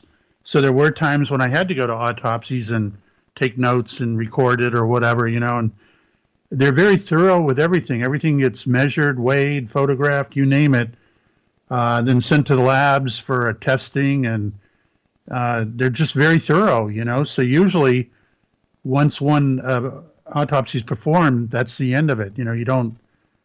I just don't hear of that happening. And it did make headlines after I left. They didn't mention me at all, that the first medical examiner was fired and then brought up on charges, for giving the false report. Unbelievable. Got a couple questions from our chat room here, if you don't mind, before we continue on. Kimberly is asking, Chuck, have you ever worked alongside other psychic investigators on cases, or are you more solitary? Definitely solitary, because I've had beginners who I can't even describe, where they'll give some accurate information and then they're off the charts. I think they let their imagination run wild, and I had one case in particular where one female police detective was trying to take over what I was doing, and this is in another state, and it turns out she was having a romance with the lead detective. So he was favoring everything she was saying, and it just got to the point where, with all the information I gave out that was accurate, I just had to put my hands up and say, either I'm going to work on the case or she is, because I got to admit there were crazy stuff that she was coming out with, and I just didn't want to be part of it, and I didn't want to be liable either in the end. So I basically got on a plane and came home, and that was the end of that. So now I do solo because of that. If I had a silent partner, like wanting to be a medium or a trainee, if you will, and learn that way and let me know what they're getting, but not make it public, I'd like to. I would be happy to hear someone else's perspective on it. But for the most part, I'm going to get what I need anyway. Okay. So I want to follow up on this for just a couple of seconds here, because, there are cold cases that you have obviously dealt with other psychic mediums. Like you said, at points it didn't work and you prefer to work alone. how do you get your information? So let's say I had a family member disappear. Like a lot of psychics don't like a lot of information because they want to figure it out for themselves. A lot of them do refuse information because once they get their own intel, then they go research it to see how accurate they are. How do you work it? What's your process? I pretty well I love having family members present. If you see the one on my website I did for A&E called Psychic Search, and this is a young man, Mr. Rollison, had been missing, I want to say, for 6 months, and they really didn't know, dead or alive, on him either. And with that family, I knew nothing at all, so I had to go meet with the family and with 2 police detectives who had been working on that case for 6 years. I had to meet with everyone at the same time, and we had the A&E camera staff there, to videotape it, to record everything. So it was certainly a pressure for me, but I handled it very well, and my format was exactly the same. I said, okay, you don't know if he's on this side or not. I said, I'm going to try and give some information, and if I'm getting it from your son, then we know that he's on the other side. I said, so I have to give you things that I would have no way of knowing. And it was so amazing, even on camera. And by the way, they cut this piece out. So anyone that's listening to your program who happens to be a medium or they're learning how to do this stuff, you would be pretty ticked off if it happened to you the way it happened to me on this little segment. And what happened was I pointed to the daughter who was, in the room. And I said, listen, Debbie, I don't know anything about you, but I see young children standing around you holding hands. And I want to say they look like 3rd graders. Does that make any sense? Do you teach school? She said, yes, Chuck, I'm a teacher, and I teach 3rd grade. I said, okay, your brother, who's missing, is actually on the other side. And he's telling me right now, I said, I know you don't see him, you don't hear him, but I do. He's telling me he was with you yesterday in your classroom while you were talking to all these children. And I'm kind of surprised because for 3rd graders, you used a term that I think was way over their head. And I'm kind of surprised you would use the term in front of 3rd graders. And of course, now everyone's wondering, where are we going with this? What is this? And I looked at her and I said, the term you use, and you're trying to teach 3rd graders, is halitosis. And she goes, oh, yeah. She said, one of the students went across the hall to get an eraser or whatever it was for Mr. Smith. And when the student came back, said, oh, wow, Mr. Smith has the worst breath I've ever smelled in my life. And the teacher, Debbie, says, now, children, we call that halitosis. And she puts her hands on her hips and goes, you weren't in my classroom. How do you know about that? I said, well, your brother was. He heard it. He's reporting it to me. And this is how we prove that he's on the other side. And then you do get to see other things in the show that are pretty remarkable, but they cut out a lot of the good stuff because in their wisdom at A&E, they said, no one will believe that. So we have to chop it out. We have to make the show believable. And I thought, how believable do you want to be here? I mean, I was at home yesterday. I was in Debbie's classroom to hear this happen. And I lived in fact, the town we were in Florida, I'd never been there in my life until that particular morning. So that's how I work. And then I start getting images, and sometimes people are talking and I'll kind of break out laughing and say, I'll bet you didn't know this, and I'll give them a little more, but there's no rhyme or reason to the way they communicate it to me. But halitosis, you got to admit, that's a good one. All right. Working on television with A&E and other channels and shows that you've worked with, and I was trying to save this for later, but we can go down that road since you brought up that story. How frustrating is it as someone in your position to have that happen? If I was in your position, that wouldn't make me want to continue working along those sides if you're taking my best information, my most accurate information, and cutting it out. I know guys like James Van Praagh, and there's a reason why a lot of the higher-end mediums, or well-known mediums, I'll put it that way, who are very good at what they do, but they don't see a lot of purpose in helping law enforcement with crimes. I've never heard of John Edwards going out and solving a missing person or murder case. I just haven't. And I think that's why you've got to have a certain stomach for it and realize, even with the production companies, that if I don't have it in my contract that I have say so over the editing, then they're going to cut and chop and do whatever they want to do. All right, question coming from Overbuilt, who is asking, where is it here? Oh, there it is. What do you think is happening to all of these people who are disappearing in national parks? The stories that David Paulides documents in his Missing 411 books. I really don't know. I've heard some of those stories, and it's almost like there's cover-ups going on. I mean, I'm sure you can attribute some of it to wild animals or, just people falling victim of the environment, stuff around them or whatever. But I don't know what to say about that. But I would feel I wouldn't want to walk through that area because I know I would probably sense what happened. And I've had that where I've had to go to different hotel rooms. And as I walk through, I know exactly which room the murder happened in. I'll know how it happened. So I think for me, walking through a park like that or going around there would be pretty devastating. But I've wondered the same thing. How can so many people disappear like that? And it's almost like no one cares. Or I think it's being covered up, actually. That's exactly what he is going through as well, the frustrating part of everything. All right, let's get to Nicole's question here for you. She is asking, Chuck, how would you suggest developing psychic abilities further than what is naturally given? It's almost like being, my favorite way to say it is, I'm sure Elton John was born with the gift of singing and playing the piano, but you can bet he worked his tail off getting to the level that he is today.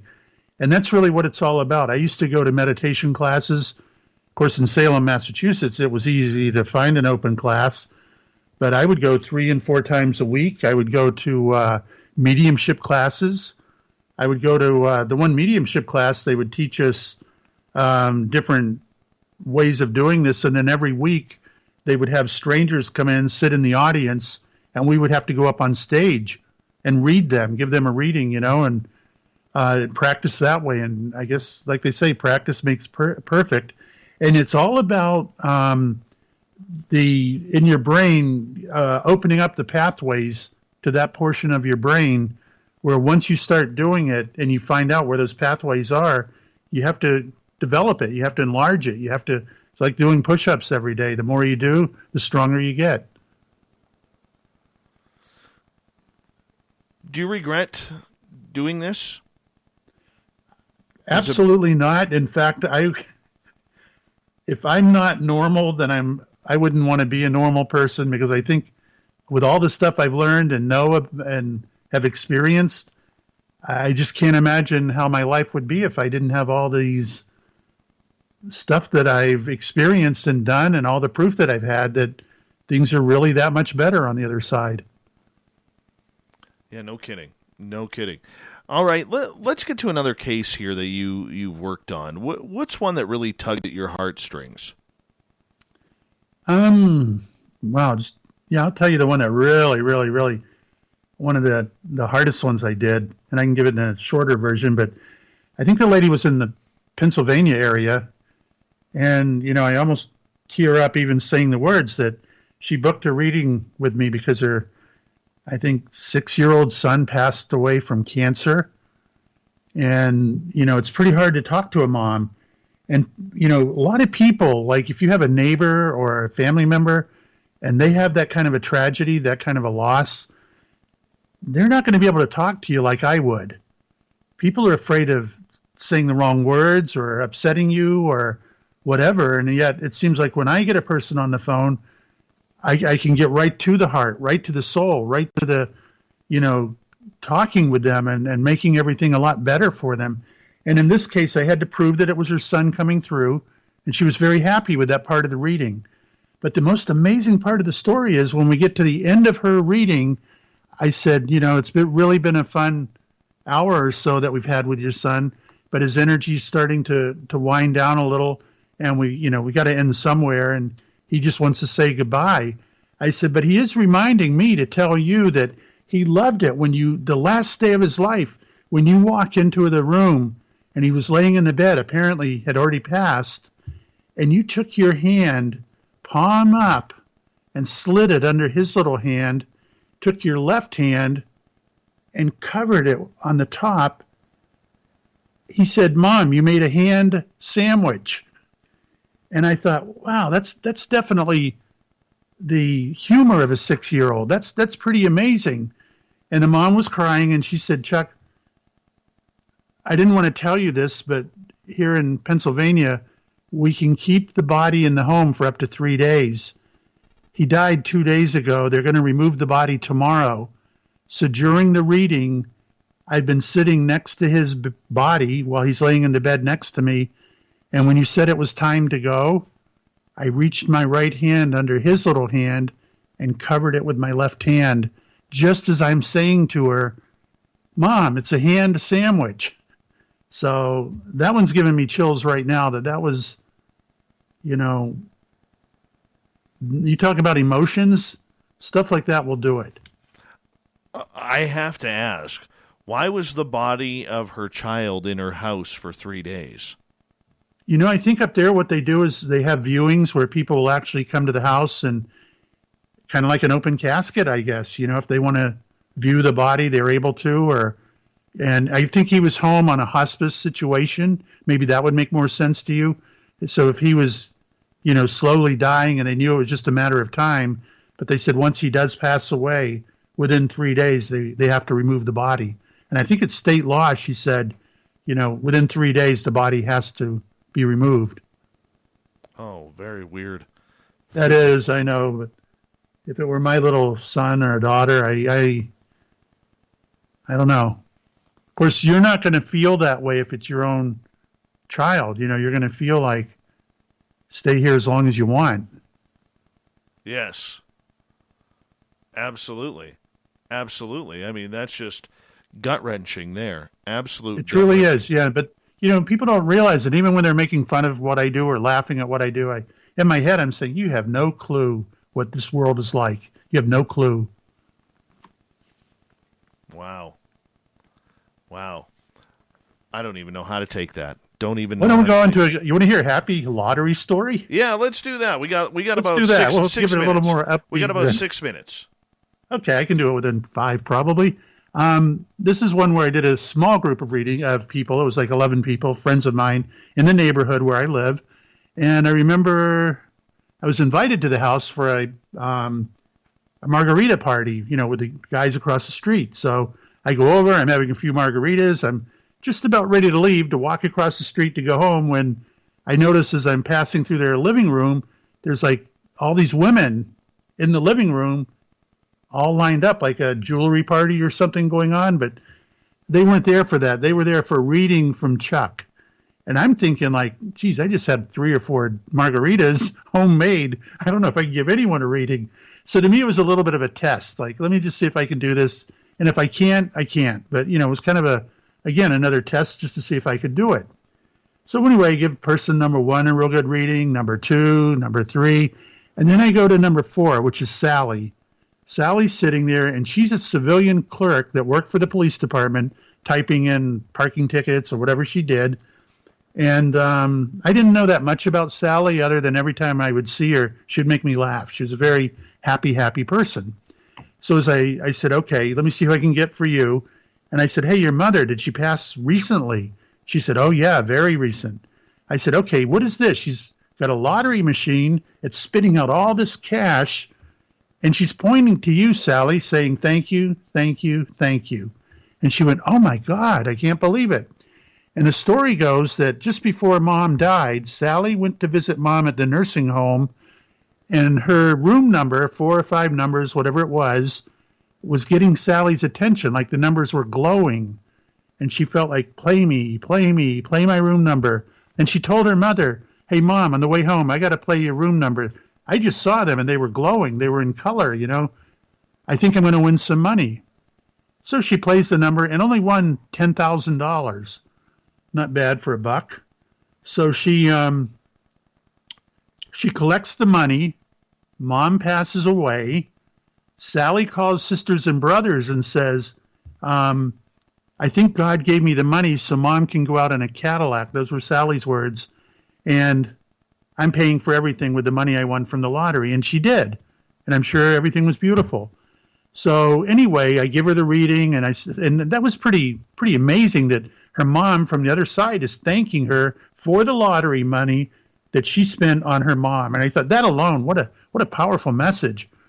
I gave her some other stuff about her and her sisters and all this stuff. Everything was accurate. I move on to the next woman to give her a reading, and I froze. I turned my head to Sally, and I said, Sally, the room number, your mother just said, get your money back. It's coming in on Saturday. And she said, do they know that? Is that possible? I said, I don't know, but I'm just telling you. She said, get your money back. And it's coming in Saturday. So I would say it was about 1 or 2 weeks later, I was actually making an arrest when another officer, when out of nowhere, someone comes and pulls on my jacket and everything and says, Chuck, the number came in on Saturday. And I turned around and it was Sally. I said, Sally, great. How much did you win?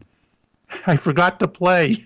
Oh, no. So I said, well, we're going to put this guy in the back of the car for a stolen car and credit cards and all that. And I hope he slides over because you're going to jail with him. I said, why didn't you buy a ticket? That wasn't that hard. Why didn't you buy it? And she forgot. So, yeah, the number did come in. And you got to wonder, how does that...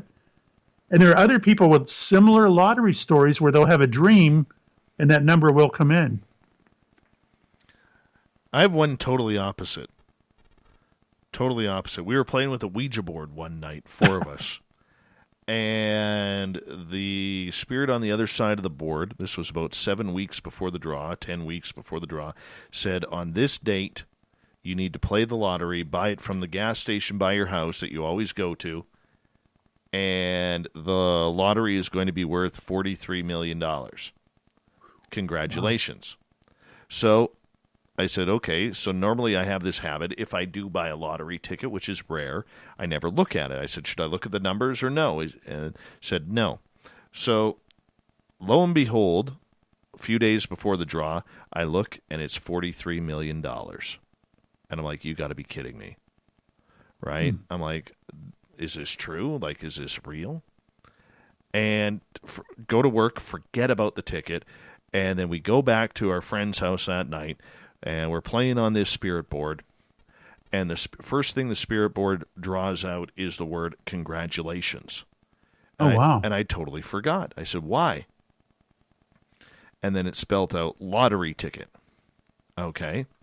And oh, crap, I forgot this in my wallet, and my wallet's in the vehicle. I run outside, grab my wallet, grab the ticket, and I quickly hop online, and I don't have a single number. Oh, I have never been more pissed off in my life than that moment right there. Because everything lined up. The $43 million, the night where I was supposed to buy the ticket and how much I was supposed to spend, everything. And then the board says congratulations, and look at the ticket and not a single number.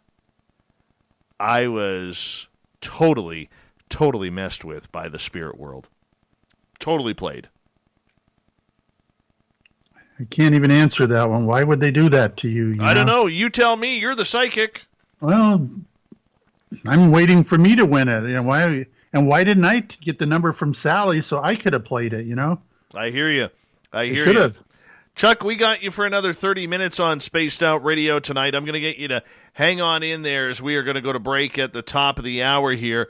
Author, psychic medium, Chuck Bergman is here.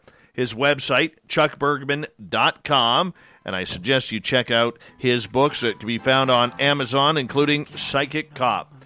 That's a personal story, and I love personal stories because they have a little bit more meaning than just writing a book of other people's experiences.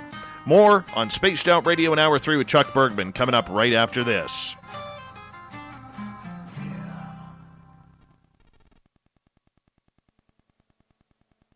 All right, we're clear?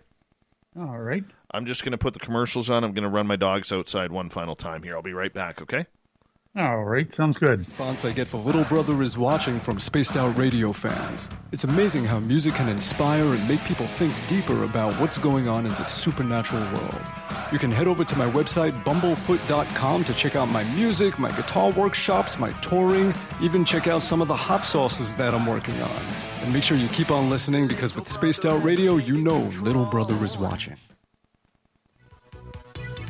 Hello, space travelers. It's me again, Carl. Don't forget to join the Space Travelers Club for just $5 a month. And follow Spaced Out Radio on Twitter at Spaced Out Radio. Our Instagram, Dave Scott SOR. Our Facebook page is Spaced Out Radio Show. Our archives are free at youtube.com/Spaced Out Radio. Come woo it up with Spaced Out Radio today. Bye! We're adding to the entertainment online for Spaced Out Radio. I'm Amber Beckrud, and I want to invite you to subscribe to our YouTube channel and check out Cryptid Tales, where I will take you on a journey into some of the strangest legends and lore from around the world, relaying the stories to you of the strange creatures and experiences that people have had throughout time. You can find Cryptid Tales at youtube.com/Spaced Out Radio, and while you're there, don't forget to check out our free archives and leave a comment. See you there. I'm feeling a little spicy tonight. What to do? What to do? Why not get Bumblefuck? 4 million Scoville units of pure hard rock. Bumblefoot hot sauces come in 3 flavors. The burning Bumble. Tone it down a bit with Bumblicious and throw the sauce on everything. Spice it up. Bumble me, baby. Bumblefoot hot sauce. Get it today at kajans.com. Hello everyone, this is Ryan Stacy from the Experiencer Support Association, otherwise known as TESSA. We're glad to team up with Spaced Out Radio to help investigate your experiences on the SOR Sightlines Report. Together, we'll investigate the strange sightings and occurrences you've had. We're looking for answers just like you. So fill out a Sightlines report on the Spaced Out Radio website and let's figure out what's going on together.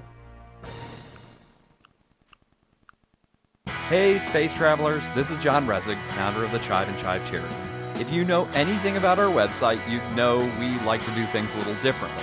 We're not some faceless organization collecting money for a nebulous cause. Our donor dollars go directly toward life-improving items. Then we give those items directly to an underdog who needs it most. To become a donor with Spaced Out Radio's official charity, Chive Charities, just go to chivecharities.org/donate. The SOR Vault is open for business, and do we have some cool swag for you to pick up? All you have to do is head over to our website and click on the SOR Vault. You have a variety of cool logos to choose from, and put them on anything you want. T-shirts, hoodies, hats, coffee mugs, you name it, we can get it to you. So do your shopping by supporting the story you love. Get your Spaced Out Radio swag at the SOR Vault today.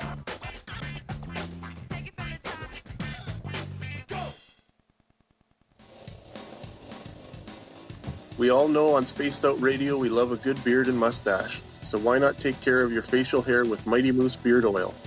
Made in Canada, we're taking care of beards and stashes around the world. We use 100% natural ingredients with our oils and balms to make your whiskers feel silky smooth. Use promo code SOR2019 at MightyMooseBeard.com today.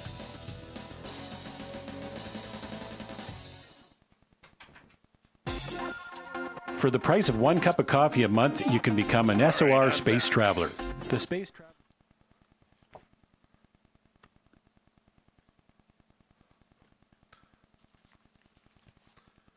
All right. Bear with me here. I didn't know you were using a Ouija board. Some people are afraid of that. Oh. Why? Why not? That's the way I feel. I think it's just like another tool, but they say it opens. One term that really bothers me is they claim there's a portal. Like, what the hell is a portal? A spirit can come and go anywhere they want to. Anywhere they want. They don't need a portal, whatever that is. Oh, nothing is off limits to a spirit. Well, let me go here.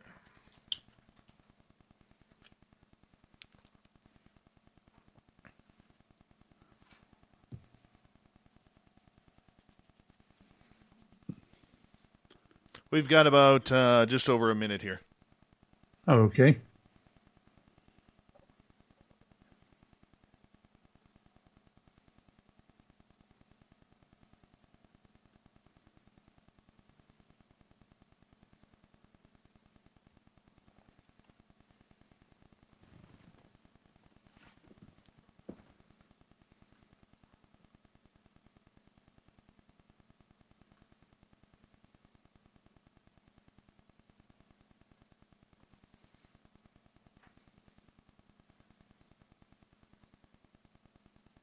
Hey, Sensibil, how you doing, man? Thanks for coming on in. All right, just getting caught up in the chat room here. Got about 30 seconds.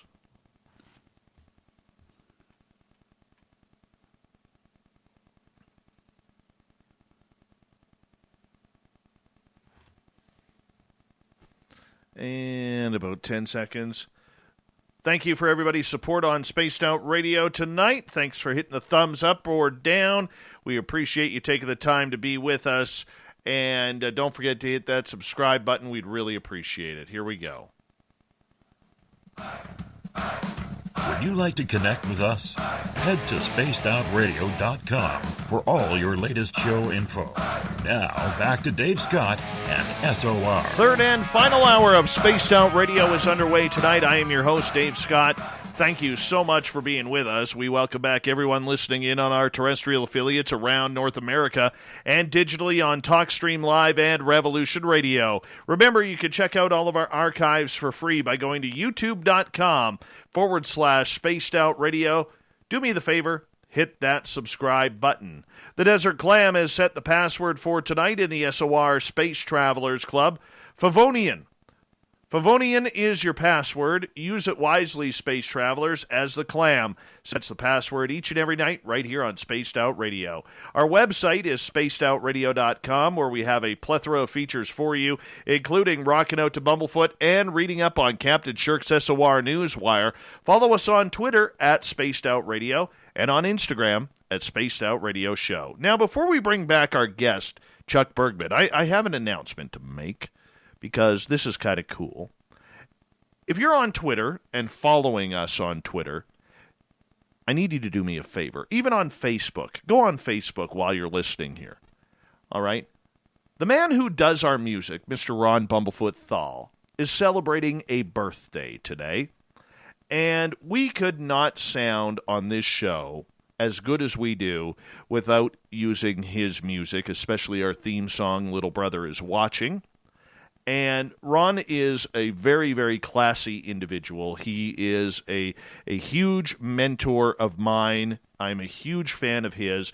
He is a man of his word, a man who goes out of his way to help people, and he's helped our show a lot in sounding of higher quality, in bringing fantastic music that you guys get to hear on a nightly basis.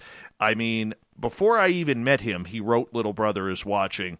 And I never knew that this show would line up with the lyrics of that song so well.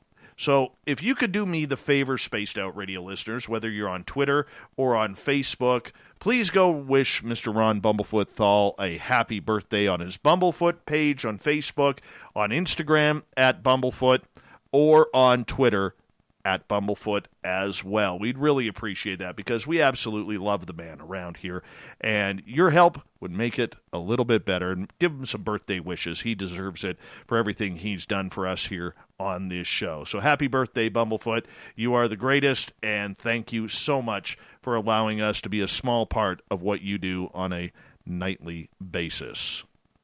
Chuck Bergman is our guest tonight on Spaced Out Radio. We're talking psychic cops. We have Chuck until the bottom of the hour. We're talking cold cases that Chuck has been working on. You can go pick up his book on Amazon or bookstores called Psychic Cop. His website, chuckbergman.com. You can find his books there as well. Chuck, thank you so much for joining us. It's been a great night. I've really enjoyed it. Absolutely. Absolutely. We have too, my friend. I love these cold cases. Do you have any cases that you could share with us that you literally stunned a police force that caused them to re-examine everything that they found or did not find in a case? I would say every time. In fact, I know the one that's on my website, which I did with A&E. There was one detective that was good friends with the missing person, and we had words before the cameras even started rolling. And what happened was the one detective came up to me just before everything started, and he said he didn't appreciate me exploiting his best friend, and calling the camera crew in and all this stuff. And he said, and I was doing it for money, and he went on and on and on. And I listened to him. But me being a retired cop, I'm not really afraid of someone, in uniform, like an average person might say, I got to be careful what I say to this guy or he's going to handcuff me, So when he was finished, I said, let's get a few things straight. I said, I'm only here because your friend Terry cannot speak for himself. He's on the other side. He was murdered by his best friend, and his best friend should pay the price. I said, so that's why I'm getting involved. I said, then you want to talk about money? I said, I'm not getting paid a penny from A&E or anyone else. I'm doing this on my time, my gasoline, everything else. I'm not getting paid. I said, you, on the other hand, show me the overtime you've put in and money you've been paid to work on your friend's case as a detective. I said, you're getting paid, aren't you? And then the cameras are rolling and you want to be here and be on camera. Looks like you're taking advantage of things too. So then he said, well, I'm not going to be on camera. I don't want anything to do with this. But then when he witnessed the halitosis statement and a few other things, he apologized and said, I want to be on camera now. And he was, and he turned out to be very good. But yeah, I get that from a lot of police departments where they start off real negative, or we don't trust this guy, or whatever you want to call it. But in the end, when I find the body or solve the case, they're all my buddies. It's good. I got to ask you, in regards to a lot of the cases you deal with, most of the time I'm going to assume the person you were trying to find is dead, passed away, and maybe under very troubling circumstances. How many cases have you worked on where the person was still alive? And what happened? I'd have to say none. Really? They're always deceased. Yes. And we don't always know that going into it, though. It's usually we don't know, and then I have to be very careful and get enough information. Then I can draw the conclusion, well, they must be on the other side, or I wouldn't be getting all this accurate information. So if I'm not getting anything at all, that's good news. That means they're probably still alive. I thought you would have. No, I mean, I do get different things, but not, I just don't, I don't know. I just don't work on if they're still alive. Sometimes I can give an area where they were last seen, or people will validate it and say, well, yeah, his credit card was active in that area or whatever, but it's almost like I don't get a good connection. It's got to be the spirit coming to me because they want justice. They want the family to heal. And that's why they want to do the reading. That's why they want to give the information. I guess that makes sense. Makes total sense. I'm not sure how they find me in my office, and I don't know how all this stuff works. I don't get it, but they keep their appointment, they show up, they do it, and I've never had a failure with it.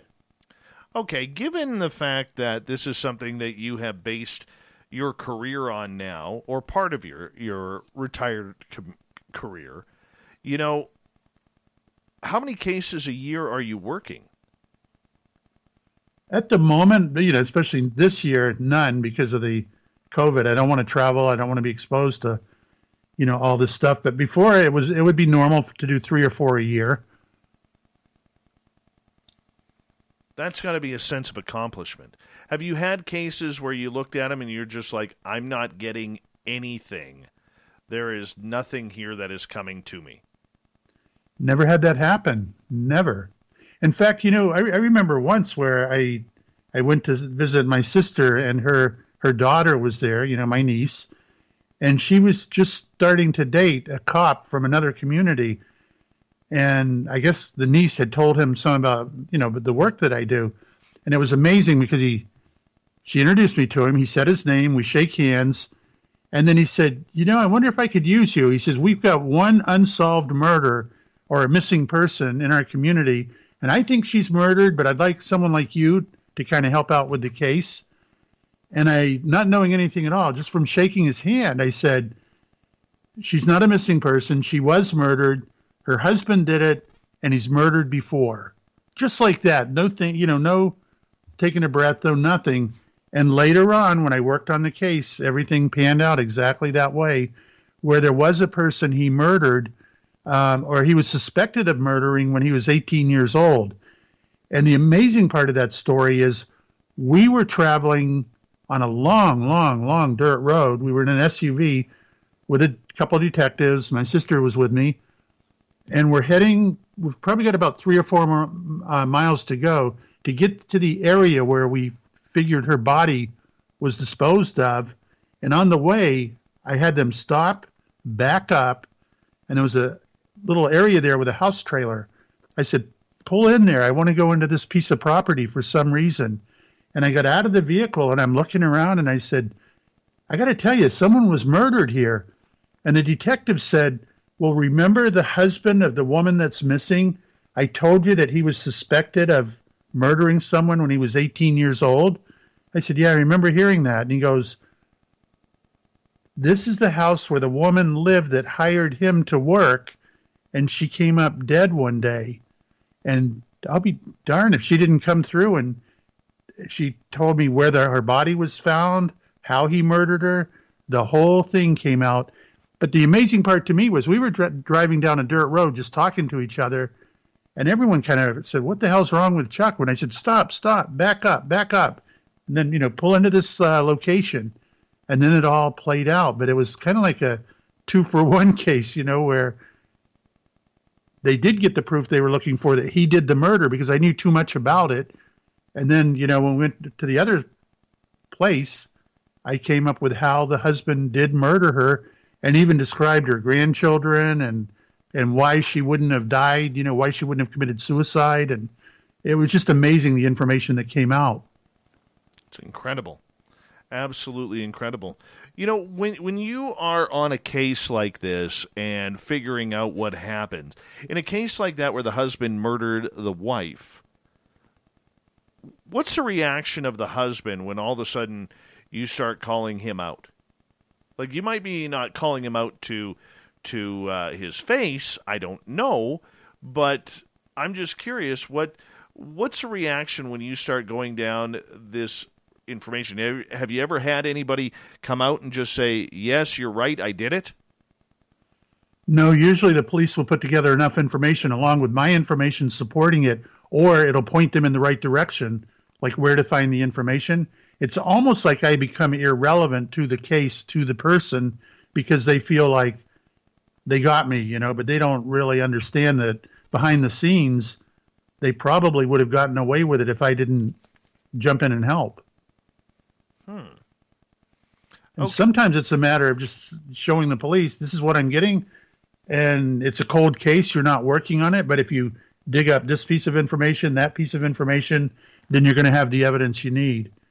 And it's amazing. It's amazing the way they're able to continue the case and then really put the case together and try not to use me, but they'll say something like, an informant gave us this information or whatever I gave them. So they'll kind of do it under that mask. All right, and that actually leads to my next question as to whether or not your information is valid in a court of law.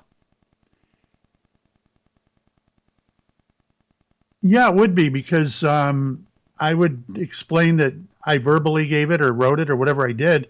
This is the information I gave to the detectives, and a follow-up proved this to be true. So you're allowed to talk about what you did do. And if I say, I used intuition or And in my case, I'm at least fortunate that I could use my background and my books and stuff like that, and my training and my, I guess you could call it training in this field, that I use that training to get information, to, get valid evidence against the perpetrator. So it would be valid. Yeah, of course, the defense attorney would try and knock it out of the park, but good luck. Human Carl is asking if you have ever got stumped on a case that you couldn't solve. In a way, I did on one, but then when I realized what had happened, and this is worth hearing, where it gets pretty involved. It was a missing 2-year-old. The mother had, and this was a very big case in the Jacksonville area, missing 2-year-old, and the mother's boyfriend was the number one suspect. And he was the last one seen with the little boy, and claimed that his car was stolen while his son was in the car seat. When he ran upstairs to get a battery for his cell phone, he came down and the car was missing with the little boy in it, and the little boy's gone, no body, no kid, but they did recover the car 1 block away. So the whole story didn't make sense. They ended up arresting the boyfriend over non-related drug charges, so they had him in jail. And what happened is, a few days later, or maybe a week later, I had people doing a search party in a wooded area to look for the body, and the leader of the group happened to call me and say, ask me if I would join in. So while we're doing the searching out in a wooded area, and it was super hot that day and buggy, you name it, I didn't really want to be out there. We were looking for the body, and then I heard the words come into my brain saying, "Go home. You're not supposed to find the little boy. You're not supposed to find him." So this was kind of a letdown to me. Like, why aren't they helping me? Why aren't they telling me where to look or point me in the right direction like I normally get? Or tell me, is it water? Is it, what do I look for? There was no help from the spirit world at all. They just said, pack up, go home, and take everyone, tell them the search party's ending. So I told the leader, I said, this is what I'm getting, and we're not going to find him today. Let's just regroup another day. And they agreed to do that. So then what happened was the mother's boyfriend, who's now in jail, made a deal with the police that if they could lower the charges or the jail time or whatever, that he would take them to the body. And that's exactly what he did. In fact, that was on a newscast where they showed him put in a van, and he took him to an area, and they recovered the little boy's body. Now, you got to say, if I found the body, that never would have happened.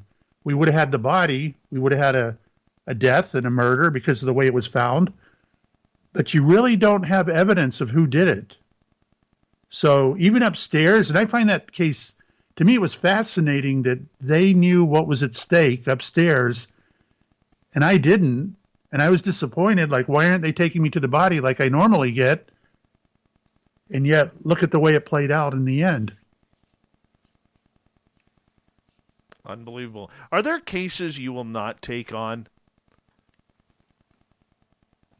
I don't think so. I'm pretty well able to do anything without, I would certainly look at it as a challenge and probably take on any case.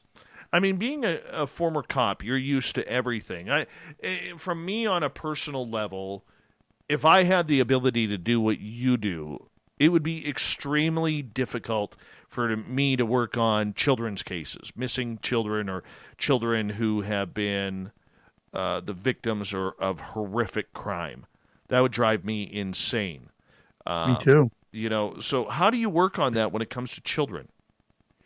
You just have to know you're doing it for the good of the child, for the family.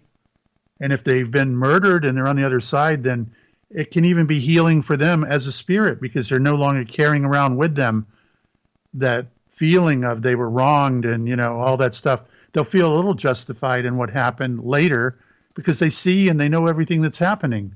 I've done some pretty high-end cases, I'll put it that way, where, the end result is, it's painful, and I kind of don't like being part of all that, but you got to have a strong stomach and you have to do it. You can't you can't bow down to the pain, and I love children. I've got 3 myself, and I kind of laugh. At my age, I've got a 15-year-old son, so,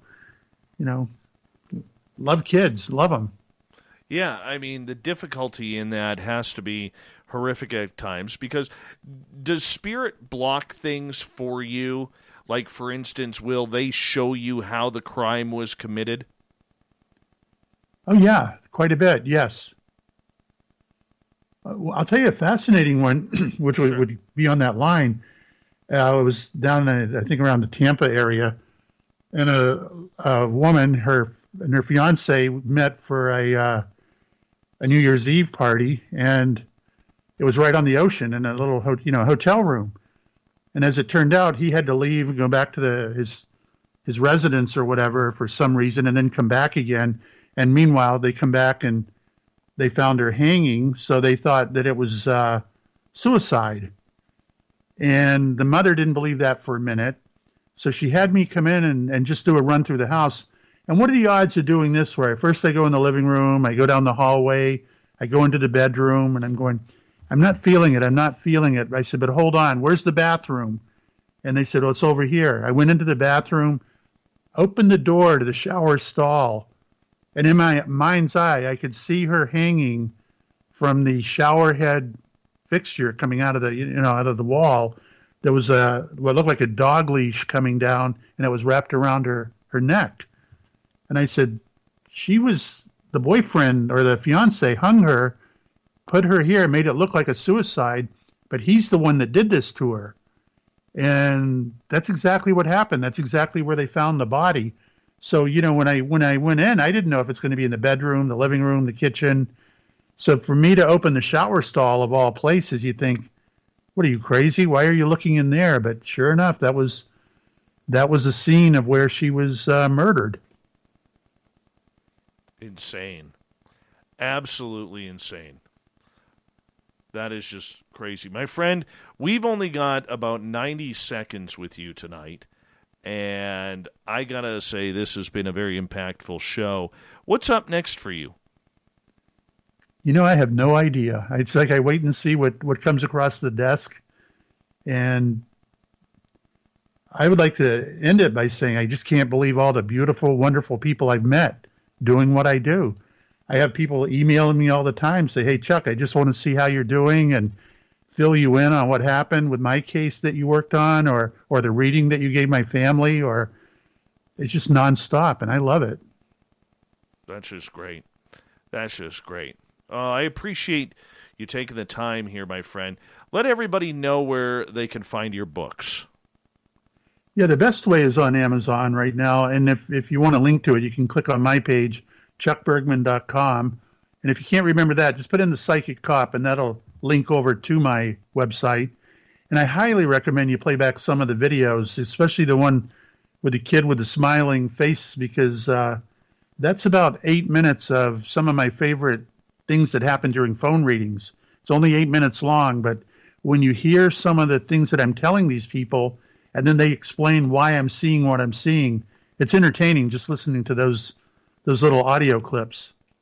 Well, the fact that you took the time tonight to hang out with us and to share some of your stories from your book, Psychic Comp, and other stories as well, I want to say a big thank you for the first time that we've had you on. I would love to do this again. Oh, I'd love to. I really enjoyed it, Dave. You're a great guy. I can just feel that, and really in tune with your listeners, and I might become a listener myself. Well, I hope so. We always love having our guests as listeners as well. Thank you so much, Chuck. I'm going to get you to hold on for 2 seconds here as we are about to head to commercial at the bottom of the hour here. Chuck Bergman, his website, once again, chuckbergman.com, his book, Psychic Cop. Nice and easy title for you to find online or on his website, once again, chuckbergman.com. Coming up next, we have the SOR Newswire, we have the Thought of the Dave, lots more. Spaced Out Radio for your enjoyment. Stay tuned.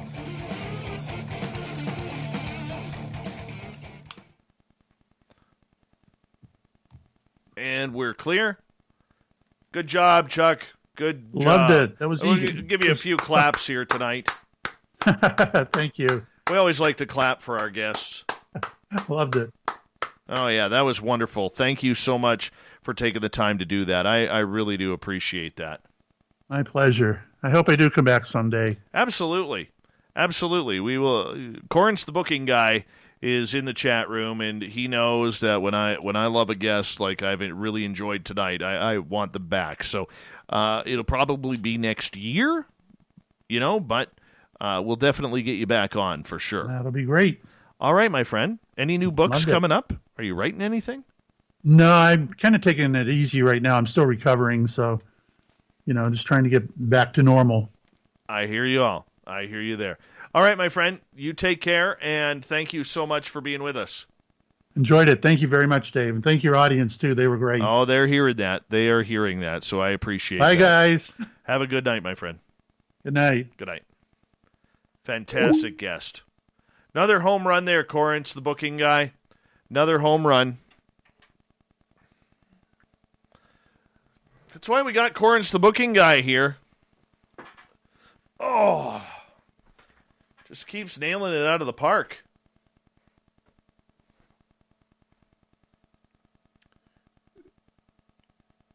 How many of you have gone on Twitter, Facebook, or Instagram to wish Mr. Ron Bumblefoot Thal a happy birthday? How many of you?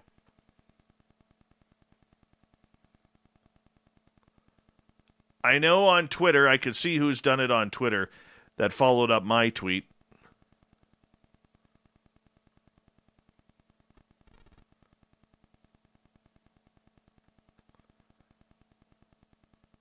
Hey, it's Overbuilt's birthday, too. Happy birthday, Overbuilt.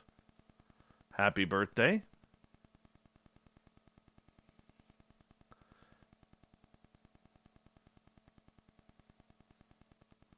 Hi, Bombshell Bomber.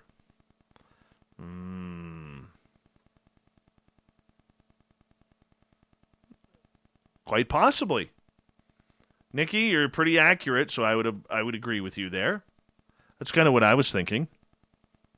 You're so smart.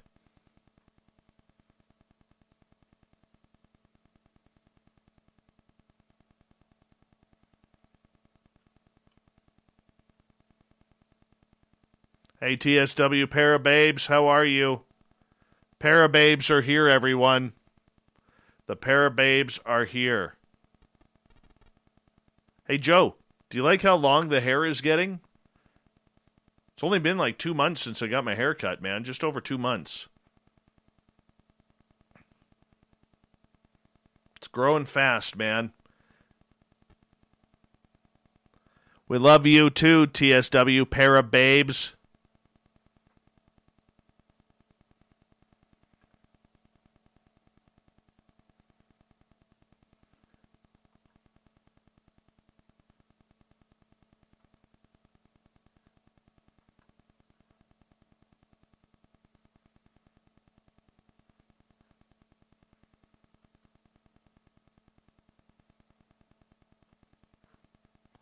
Making sure everything is set up here.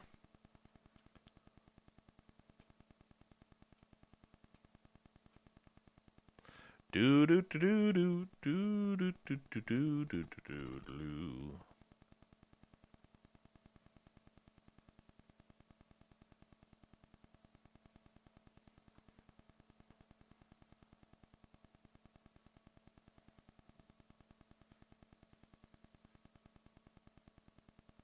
How about the beard, Joe? How about the beard?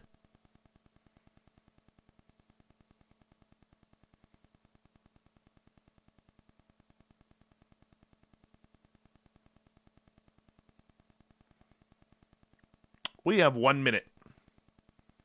Uno momento.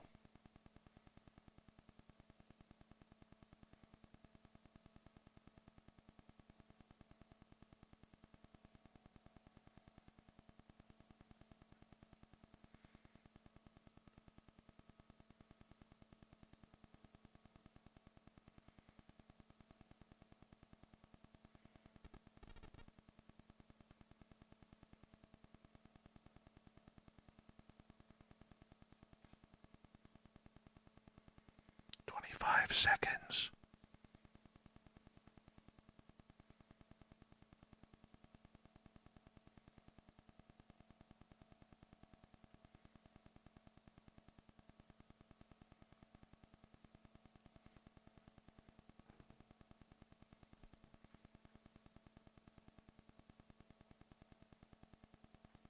Hold on. Here we go.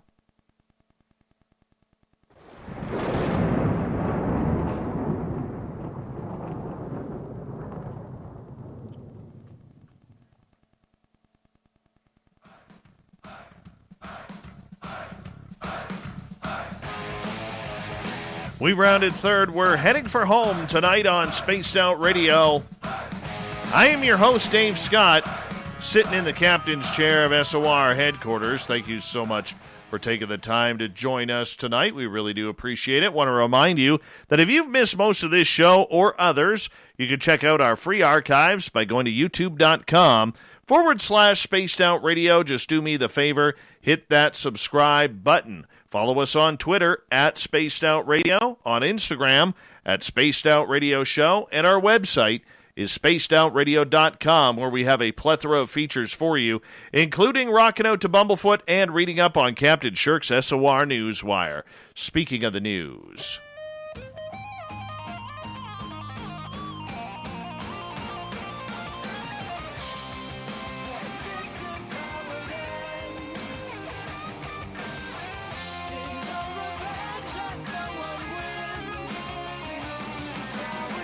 The news is always changing, which is why we bring you the SOR Newswire at the back end of every show, where we get to the weird, the strange, the wacky, and sometimes the deadly.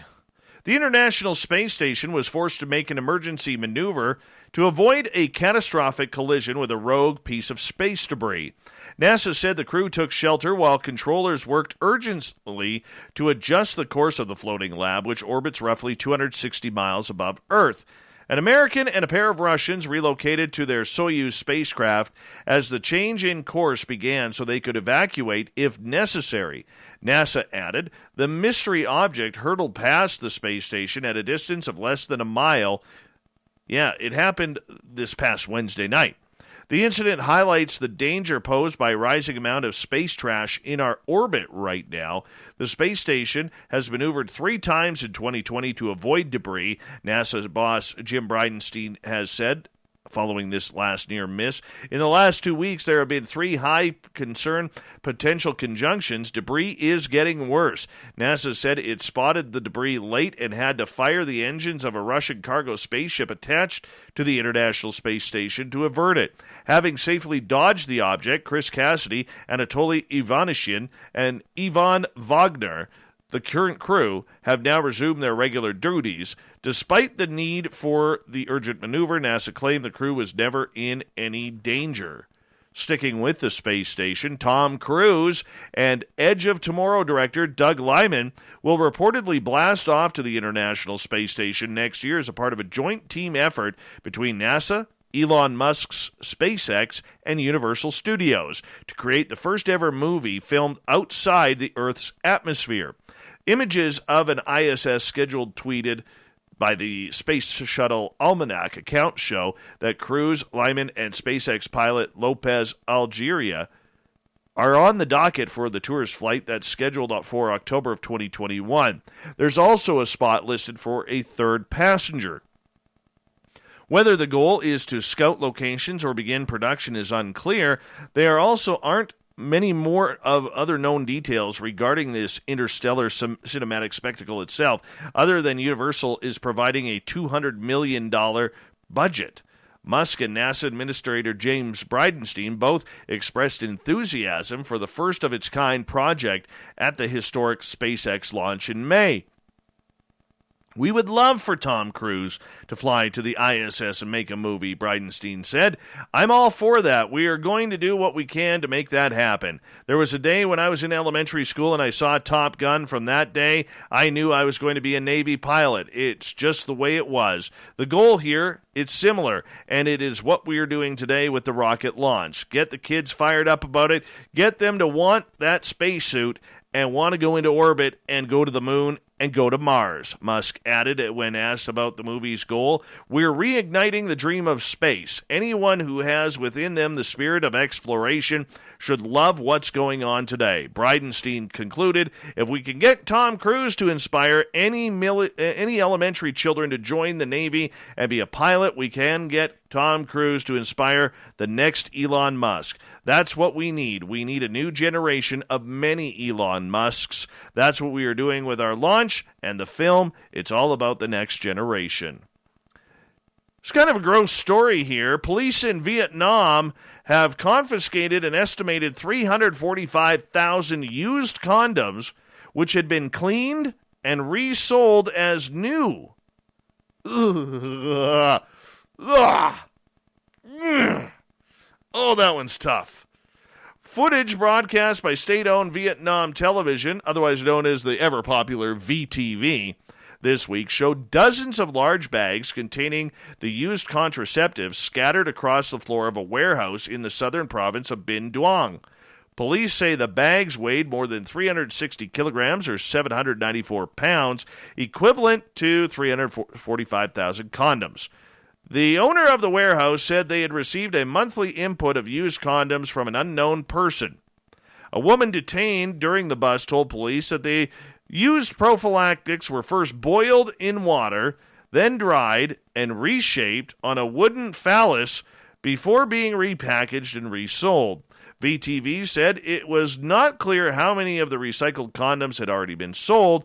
The detained woman said she had received about 17 cents for every kilogram of recycled condoms she produced. Neither she nor the owner of the warehouse were available for comment. How disgusting is that? Ugh! Who does that job? Who wants that job? What do you do for a living? Oh. Well, I cleanse prophylactics. Ugh. Ugh. You know when your teeth get feeling weird when something gross comes along? That's what I got right now. Terrifying footage shows an enormous huntsman spider charging towards a man as he sits on the toilet in Australia. Another reason not to go down under. The spiders are attacking you in your private time.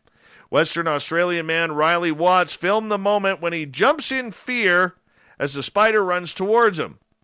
Posted the footage on TikTok and Instagram with the caption, going to the toilet in Australia. The sun is shining, the birds are chirping, and the spiders are making me want to burn this house down, he wrote. Look at the size. You got to go online and see the size of this thing. And it starts chasing him, all right? He's doing his biz. Like, what worse timing? The video shows the spider on the wall opposite of Mr. Watts before jumping onto the floor towards him and running up another wall. Yes, his curses were very profound. He says, I'm trying to bleep, man. Jesus. Yeah. I mean, the spider just has no couth. You know, the man is in his privacy, probably playing a good video game on his phone. Okay? Trying to have a little man time, privacy here. And a spider, about the size of 3/4, lengthwise, 4/4 maybe, decides to run at him. The video has quickly gained thousands of views and the hundreds of comments from people equally in disgust. It's at that point when wiping becomes irrelevant, says one user. OMG, no, it makes noise when it walks, another commented. Mr. Watts posted the video just days after sharing the horrific footage of another enormous spider eating a whole gecko. The giant huntsman can be casually chomping on the reptile while sitting on the outside wall of Mr. Watts' house. TikTok users commented on the spider's size and confidence and told the man, burn the house down. Could have gone my entire life without seeing this one. One comment. I saw a spider eat a bird when I lived on the Gold Coast, said another. I mean, it's pretty simple. If your house is infected with huntsman spiders, you have no choice. When they are attacking you, when you are trying to have a little private time, you know, enjoy, just sitting there enjoying a good bowel movement, you know, maybe into some Pokemon or YouTube videos or checking out Twitter or Facebook or Instagram, TikTok, whatever it may be, and this spider is coming to attack you and kill you, you have no choice but to burn your house down. There is no choice. Now, here's a story I don't like. New York's Times Square will bid farewell to 2020 without the usual huddled masses jamming the streets on New Year's Eve, officials have announced, amid fears that crowds could spread coronavirus. The New Year's Eve celebration in Times Square is among the biggest in the world, typically drawing about 1 million people to the streets of Midtown Manhattan, with more than 1 billion more tuning in on television. But this year, Times Square will be cordoned off by the New York Police Department on December 31st, with organizers instead planning a scaled-back virtual event and an app where revelers can view the countdown remotely. Oh, that'll be fun. Times Square Alliance, which runs the event, said only a very limited group of socially distanced people will be allowed into the square for broadcast purposes. There will be some social distance activities in Times Square, but it's going to be primarily for a broadcast and streaming audience, Tim Tompkins, president of TSA, said. There will be a finite amount of people allowed in Times Square to make that happen for the broadcast, but there's nothing going to be with the crowds. That is sad. Yeah, in a preliminary teaser of what's to come, the Alliance said that watching the famous ball come down to usher in 2021 will be a digital affair. What live events will take place this year? Yet to be announced. Many of the details and the live entertainment that make a good portion of the hours-long celebration leading to the end of the year countdown are still being determined. It's sad. It's sad. I think a bunch of us have relied on that, over the years. Okay, if you're going to die, you don't want to have a bad death. You want to be doing something that you enjoy, all right? You really do. A construction worker in Massachusetts passed away after eating too much licorice, which caused his heart to stop, doctors have said. The 54-year-old died after eating 1.5 bags of licorice every day for several weeks, throwing his nutrients out of balance. Even a small amount of licorice you eat can increase your blood pressure just a little bit, said Dr. Neil Butala, a cardiologist at Massachusetts General Hospital, who described the case in the New England Journal of Medicine. Eating as little as 2 ounces of black licorice a day for 2 weeks could cause a heart rhythm problem, especially for people over 40. The U.S. Food and Drug Association has warned. The problem is with a type of acid that is found in the black licorice and in many other foods and dietary supplements containing licorice root extract. The chemical substance can cause dangerously low potassium and imbalances in other minerals called electrolytes. It's more than licorice sticks. It could be jelly beans, licorice teas, a lot of things over the counter, said cardiologist Dr. Robert Eckel from the University of Colorado. Even some beers, like Belgian beers, have this compound in it, as do some chewing tobaccos, said Dr. Eckel, a former American Heart Association president. The death was clearly an extreme case. The man had switched from red, fruit-flavored twist to the black licorice version of the candy a few weeks before his death last year. He collapsed while having lunch at a fast food restaurant. I'm sure that didn't help. Emergency responders revived him with CPR, but he died the next day. Doctors found he had dangerously low potassium, which led to heart rhythm and other problems. The FDA permits up to 3.1% of a food's content to have this type of acid, but many candies and other licorice products don't reveal how much of it is on the contained per ounce. Doctors have reported the case to the FDA in hopes of raising attention for the risk. I mean, you can't even eat licorice these days. I would sooner eat licorice than chew tobacco. It's much more pleasant, better flavor. You still get that lip thing that we all want, because us men who chew, and I don't chew, but I have friends who do, we all want that little lip thing, and it gives you that little bit of burning sensation that you just kind of go, oh, that's good. That's good. Anyways. Deputies and animal service officers in Virginia responded to a resident's home where a turkey decided to pull a break and enter through a window and then barricaded itself in the bathroom. Yeah. Animal Services said a pair of Loudoun County Sheriff's Office deputies responded to a local home where a resident reportedly heard a window breaking, following by a sound of an apparent culprit moving through the home. Deputies responded and found the suspect had barricaded themselves in the bathroom, Animal Services said. The culprit in this situation was about 3 feet tall with shiny black feathers, scaly legs, and a yellow beak. Oh, that actually sounds like my ex-mother-in-law. It was determined it would be taking a specialized team, probably SWAT, to extract this offender. You see, it's a wild turkey. An Animal Services officer responded to the call for backup and helped the deputies get the turkey out of the house. We're happy to report that while the turkey did take out the entire window in the family's home, he was unhurt and quickly fled the scene to roost at a near tree nearby. Damn turkeys. Finally, this person struck gold. Nope, not gold. How about diamonds? A visitor to Arkansas's Crater of Diamond State Park unearthed a 9.07 carat gem, the second largest diamond discovery in the park's history. Arkansas State Parks said Kevin Kennard was visiting the park with friends on Labor Day when he came across a marble-sized crystal with a rounded dimple shape. Oh yes, always the rounded dimple shape. It kind of looked interesting and shiny, so I put it in my bag and kept searching. I just thought it might have been glass, Kennard said. He then went on to say he didn't think anything of his discoveries would turn out to be valuable, but he decided to have them checked out by staff at the Diamonds Discovery Center because his friends wanted to have their finds examined as well. I almost didn't have them check my finds because I didn't think I'd found anything. My friend had hers checked, though, so I went ahead and I asked him to check mine, too. The employee going through Kennard's discoveries took the marble-sized crystal into the office for further examination, and a few minutes later, Kennard was brought into the office and told he had found a 9.07 carat diamond. I honestly teared up when they told me. I was in complete shock.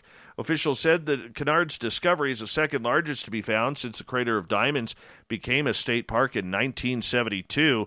It's second only to a 16.37 carat white Amarillo starlight diamond found at the park in 75. Congratulations. I want to know what this thing's worth. You know, this story rips us off. It doesn't tell us what it's worth at all. It does not tell us what it's worth at all. I want to know. I want to know. Yes, he's decided to give his discovery a name that would honor a good time he had with friends of the park, the Kennard Friendship Diamond. Isn't that just sweet? How much is it worth, man?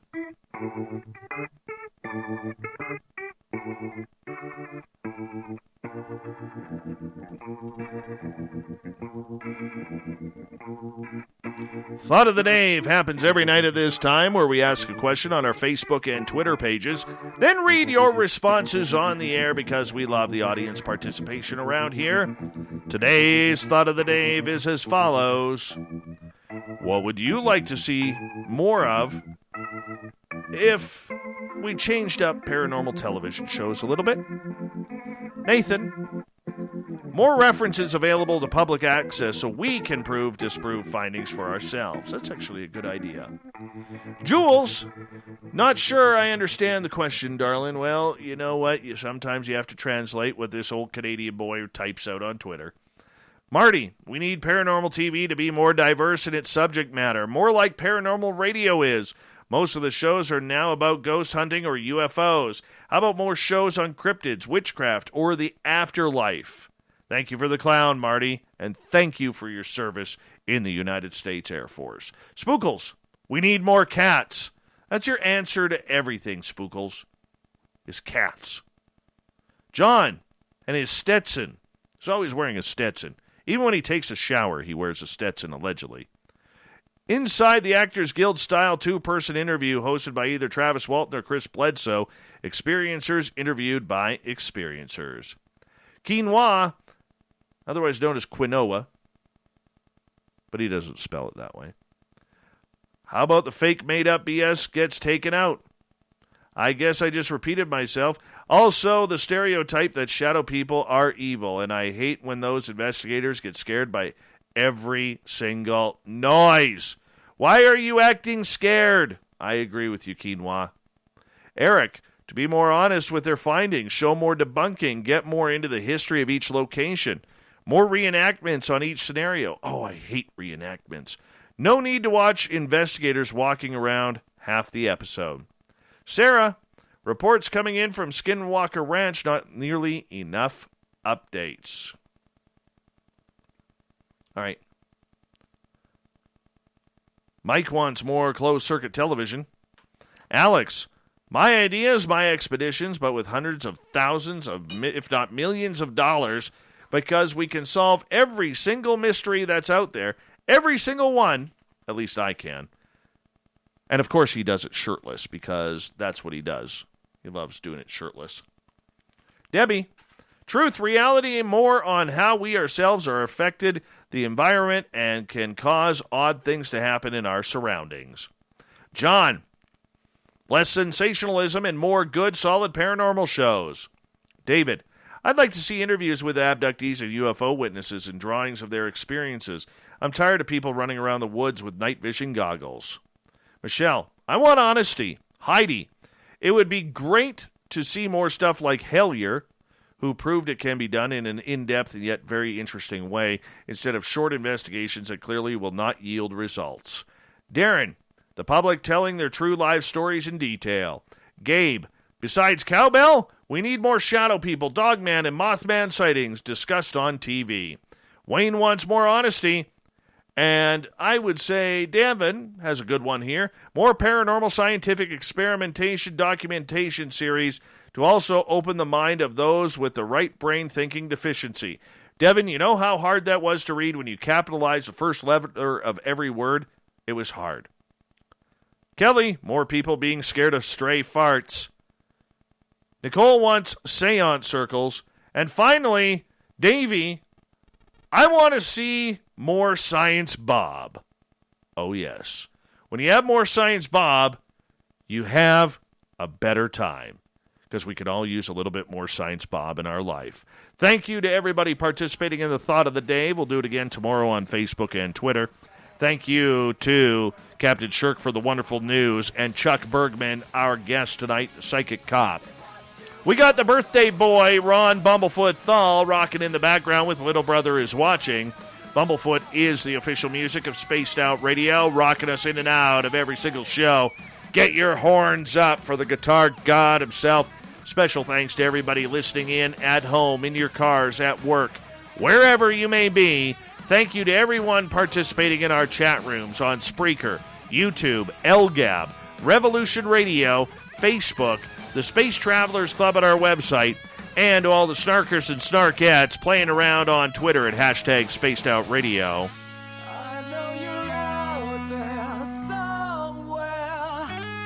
Remember, this show is copyright by Spaced Out Radio and SOR Media Ventures Limited.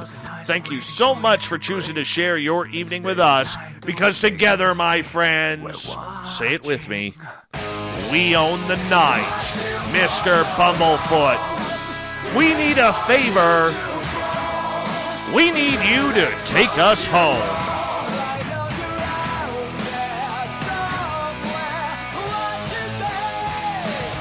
Yes, the Woo train has docked for the night.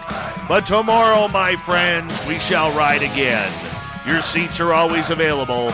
Your tickets never expire. And if you want to bring a friend, we have room for them too. Much love. Have a good night.